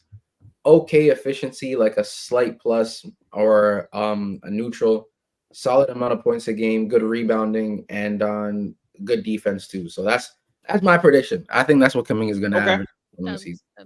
And a lot of you guys answer. Oh, go ahead, Gifted. Go. Yeah. Tracy, I feel you on the Pelicans. I think the Pelicans are a very hard team to rank, and I say this because when you look at their team, their pendulum, like, if everyone's healthy, you can argue that they are like a top 5 seed caliber team. Yeah. But I don't know if you bank on their health considering how many guys are out right now. And they haven't looked too impressive so far in preseason. Now, obviously, preseason isn't the barometer for how good your team will be. But on paper, their defense is kind of questionable with all the pieces that they have. And if Zion and Ingram are missing time, they're just not going to be as good of a team as these other teams. So I don't know, but they're not going to surprise me if they wind up being really good this year, honestly. Agreed. KB, what are your thoughts on the Mavs? Are you agreeing with that guy? Kai and Luke will be getting cooked by the West this year. No, I don't agree. I think Kai and Luke will actually will be doing the cooking. I'm not going to lie. I'm high on them. I think they're a sleeper team. I think Luke is going to have a much improved season. I think Kai having a full season under his belt with Luka in that system will be much better. Now they still do have like questions that need to be answered. Size, wing depth, the front court, how reliable that's going to be. Even like questioning how Luka and Kyrie are going to be together as well. Like, so there's still going to be some things to like look at, but in terms of what they can be doing, I think they could be one of the better offenses in the league and the West, I should say. And I think Luka just gonna have one of them seasons. He's my dark horse MVP. Actually, no. I think I picked him. No. He's my dark horse MVP. Yeah, he is my dark horse MVP. I don't think that's. I think Luka and Kyrie are gonna cook, but I don't think that matters in terms of them winning games. They're gonna cook, sure, but are they actually gonna win these games despite them cooking? They're good enough points in these games. They just can't win it. Like, I don't think they can win against some of the better teams in the West. But it would they can beat like an OKC. They can beat in a regular season setting. They can beat the Kings. They can beat you know what I'm saying? They have the talent to beat any of these teams. It's just a matter of can they hold up defensively with their front court. The offense, I don't really question too much. The offense is going to be good. The duo itself, I think, is It's one of good. the best, but I think Yeah. it's the rest of the team, and that sparks Gifted. Who are your top 3 duos in the West this upcoming season? Top 3 duos? Yeah. Let me think of my duos real quick, man. This is And a Chitchat, tough you guys one. let us know too. Okay. In no order, I think Jokic and Jamal would be number 1. I like I it. just ironically said in no order and gave you the best one. After that, That's let the me best think duo of in the who West? else. Best. Huh? What'd you say? Oh, That's the best KB. duo in the West? Nope. Best duos in the West. Here's your You- Laker you know, but you Laker think that's bias one. coming out. I think that's one. I'm trying to think if Bron and AD is there still. I would think so, right? Because the thing is, though, I think Jamal Murray and Jokic are a duo, but I think it's like 75. Okay. I think it's like 60-40 Jokic Murray in terms of like what the duo actually is as a duo. Okay. I think Murray That's and like I don't want to sound like a I mean, hater, but, Jokic is definitely more responsible for it, but 60-40. I just think that no, like but it's not even like a more to me. It's That's- like a majority kind of thing. That's how I see Yes. it. Like, 70-30 even in this, Jokic? yeah, like even in the series against the Lakers, where Jamal Murray was like insane, shot creation was crazy. The amount of quality looks I've seen this guy get out of just straight DHO actions is insane. Like I can't, like it's crazy to me because every time he gets off, I don't want to say it's solely because of Jokic because it's not, but like it's majority has to do with Jokic. So like when they get put in these best duo talks, like I get it, but I'm just like, how great is the duo if one of the person is a duo is like majority of the reason as to why. But like my issue with that, I would say though, is when you put Jamal and Jokic specifically in the PNR, the advantage creation that Jokic is creating is 100% there. But Jamal, as a secondary playmaker with his skill set as a 3-level scorer, unlocks so much for that team because if you go left, you can shoot it. If you don't blitz it, which by the way, you never want to blitz Jokic if he's being double teamed, they can just create so many looks out of that based on how they're both 3-level scorers. You can't blitz it. I see Miami do it, and it actually worked for a lot of possessions. That's what worked. I missed that one. When they ran the PNR and they blitzed Jamal Murray, like he was even though he had 10 assists in that game, he was still making bad decisions out of the pick and roll because he couldn't make that short roll pass a lot of those times. But that's the point though, right? Like you can say that about certain teams, sure, but overall, when they had to make choices between Jamal Murray and Jokic in that 2-man game, Jamal can absolutely dominate based off his 3-level scoring. And like you said, even if his shot isn't falling, he found other ways to impact the game as a decision maker out of that. Yeah. I would absolutely say they're a duo. Yeah. Based off of that, to be honest with you. I think they're a duo as well, but I don't know if they're the best duo. Well, we'll let you, KB, or I mean, Gifted, you go for your other 2 duos, and then KB, you can drop yours. Oh, yeah. Okay, so Jokic, Jamal. Jokic Jamal was one of them. Luka, Kyrie will probably be my third, and then I'll probably lean LeBron and AD. I feel like there's a duo I'm missing in the West, though. I'm trying to think. Sabonis. I'm surprised you didn't say Sabonis Fox or. I mean, that's a good regular season duo, yeah. No, that's what I'm saying. As a Kings fan, I thought you would have them pretty up. Zion, I'm not a Kings Ingram, fan, though, sadly. You know. but they aren't really proven. I guess PG, Kawhi, but they're barely. Oh, PG, Kawhi, but damn, they're never healthy though. That's my only issue with them, bro. That's Steph and Draymond, bro. You gotta respect the best. It should be Steph and Draymond, duo, but yeah, I agree. I'm not gonna lie, when healthy, that duo is still a very high. Yeah, it's popping. Jordan's hit us with a super chat. Thank you, Jordan. He said, if you put Colin Sexton on the Nuggets, they win. Hey, facts. Nah, hey, I don't know. Wait, bro, okay, now that is 100% Jamal Murray disrespect. I'm not entertaining that. Yeah. No, sir. In top 10 talks. That's crazy. Man. But shout out. I don't think he's a top 10 player. I think he's a very good riser in the playoffs, though. I don't think he's a top 30 player, in my opinion. So, all right, you kind of dragging it a little bit, bro. It's not. It's like when you actually say trying to be contrarian for no reason, sadly. No, it's not. That's being a non-top 30 player in the NBA is not something that's bad. GB, and I named 30 players better than him right now. Actually, I did this already the other day. So okay, cool. All right, KB, drop your 3. Oh, the duo. I think as much as I was arguing with Gifted, I still do think Jamal Murray and Jokic as a duo is still a good duo. So I'll have him up there. After all that, look at his ass. After all that, chat. No, but listen. Hear me out. A lot of it has to do with Jokic though, but you got to respect Murray to a certain degree. But yeah, so you know what I'm saying, Murray, cool. LeBron, AD, Jokic, Murray. I think the third duo is tough because you have Luka and Kyrie, Yeah. but there's still questions left. Yeah. KD and Booker was cool as well too. Mhm. I want to say Steph and Draymond because Are you taking KD Booker over Luka Kyrie? as right now, Yeah.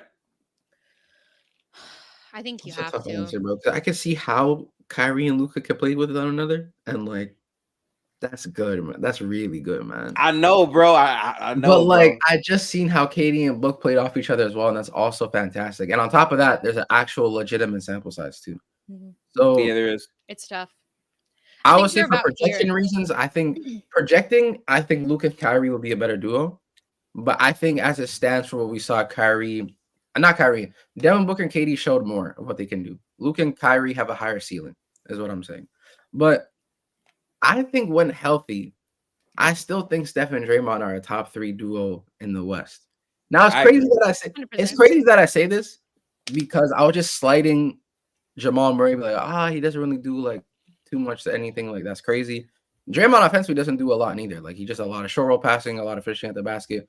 But those two as a duo, when they are healthy, have Lethal. proven time and time again to be a very lethal offensive duo. Especially I mean, they're literally the captain of the offense and the defense. Like, Yes. like they're not just a duo offensively, but in terms of what they represent for the team, they're the leaders of both ends of the floor. And so I they've do been think when healthy, league-wide. Steph and Draymond are still a top 3 duo in the West, in my opinion. But currently stands, I think, not in order. I have Jamal Murray, Jokic, LeBron, AD, and then for now, I'd probably say KD Book. Yeah, KD Buck. Okay. But when Steph and Draymond are healthy, man, it's a very lethal duo, bro. I'm not gonna lie. As well as Luka and Kyrie. So yeah, that's my top 3 for the moment. Okay. And then KB, what about the East? What are your top 3? Probably a little bit easier over there. Dame, Giannis, Jason Tatum, and whoever the second best player on the Boston Celtics is. Crazy. Oh, you love being nasty. I like it. I think you mean Jaylen Brown and whoever the other. Oh, and James and Embiid. Wait a minute. Wait a second. No Jalen Brunson, Julius Randle? And what about Mikal Bridges and Claxton? Give me that. Yeah, I'll leave right now. I don't mind wrapping this up early today, so like I'll leave. It's cool. We're not. Come on, bro. Let's be serious. It's literally the Bucks, Celtics, and the Sixers. Those are the 3 best teams. Have the 3 best duos. So there you go. There's your All right. All right. My last question before we wrap up here. And I'm excited for this, I guess, but you know how the media likes to pump out these rivalries and all this stuff beforehand and try to get us excited. I don't know if you watched the Chet and Wemby duo. Bro, I did. Oh my God, that was fun. Talk to me about that. Listen, Victor Wembanyama, sorry, I always say Yana. Victor Wembanyama, right? Yeah. He is so good at basketball. There were plays in that game, right, where J-Dub literally broke him. Wemby was on his knees. His back of his jersey was facing him, and he got to the basket. For 99% of the NBA, if your guard is in that position, that is a win offensively. And in one motion, Wemby got up, rotated around, and blocked his shot at the basket. Then in that same game, he drives to the basket, does a up and under, like under reverse layup. Like he's filthy, and his defense is just elite already, bro. Elite. I think he's gonna make an all defense team this year, bro. I really do. You think Wemby's gonna make all defense as a rookie? I do. Yes. Also, who was the last player to do that? Was it Tim? I actually don't know. Was it Tim Duncan? I know Mobley was close. He just barely didn't get it. Yeah. I think the last. I don't know if it was Tim. I know Tim did it. I don't know if he was the last person to do it, but it might be Tim. I don't know. I feel you, bro. I was watching it on playback yesterday too, and I'm like, yo, bro, listen. That shit was crazy, right? Like now, this is all if he plays enough games, because I still think he's not going to play enough games because he's just going to be like load managing because of Greg Popovich. But if he plays enough games, I think he could be a top 25 player by the end of the season already. Okay. See, listen, you be going far. He's really good. Like I can't wait to watch I him. think he could be an all-star caliber player by the end of the season too, man. I'm not even mad at that. If you had told me that a week ago, this is all has to deal with one thing: just his play defense. If he plays enough games, that's it. Oh, yes, yeah. I agree. Touché. If he doesn't play enough games, he won't reach these. But he's not even being overrated. Like, this guy's unlike anything we've seen. He is. No, he's different. Crazy. He's different. Yeah. He's 7'4", running high pick and rolls, hezzy tween. Bro, if you beat him off the dribble, he can still block the shot at the rim. It doesn't matter. It's 3 steps to get across the court. Crazy. Like, he is just. Come on. And the fast break Euro dunk, which didn't even feel like a dunk, but he slammed. I'm like, oh nah, he barely jumped because it's out of his chin. Like, it's just weird. The Baylor plays. I remember Devin Vassell just swung the ball to him in the paint. He just caught it with his right, ran to his left, one dribble, and just dunked over 3 people. I'm just like, all right, cool. Bro, he's doing post fadeaways as a big. Like, they ran a give and go from the 3-point line, and he he threw a lob leading a pass, and he ran to that lob pass, caught it, and still dunked it. Made an all-in-one motion. So I'm like, all right, bro. Like, this is insane. This is a cheat code. This is a cheat code. Yeah, that was crazy. It truly is. And I initially I was like, no, I'm never high on centers just because we're so used to seeing 9 out of 10 not be successful in the way that we expect them to be. But whether he plays enough games or not, I'm so excited to watch him, especially play against the Warriors. Like, we know I'm watching him in person when he comes to Detroit, bro. Like, I'm buying that ticket. That's gonna be such a fun matchup too, because they're solid defensively. Detroit they're dope. James Wiseman versus Wemby. I can't wait for that matchup. Can't wait, man. He's gonna eat him up. That is gonna be.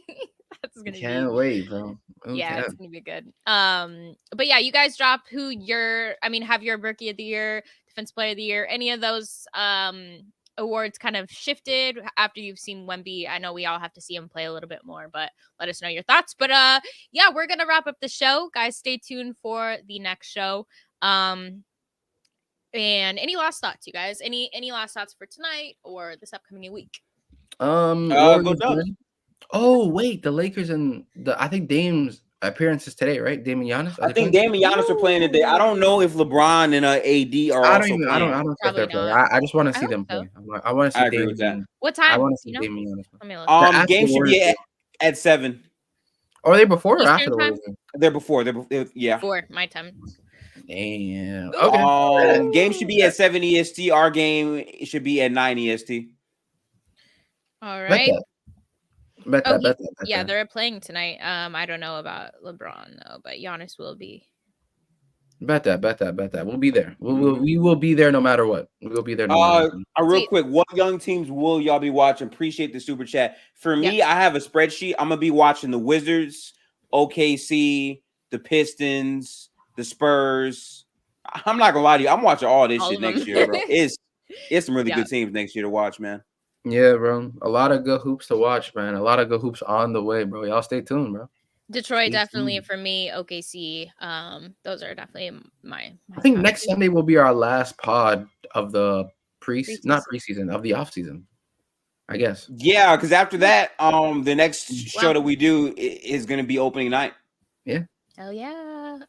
With Lake Show. So guys, make sure to stay tuned for that. But we will see you next Sunday. Thanks for coming through, and always leave us a comment if you have any questions or anything you agreed or disagreed on. Just leave it below. But we'll see you guys next week.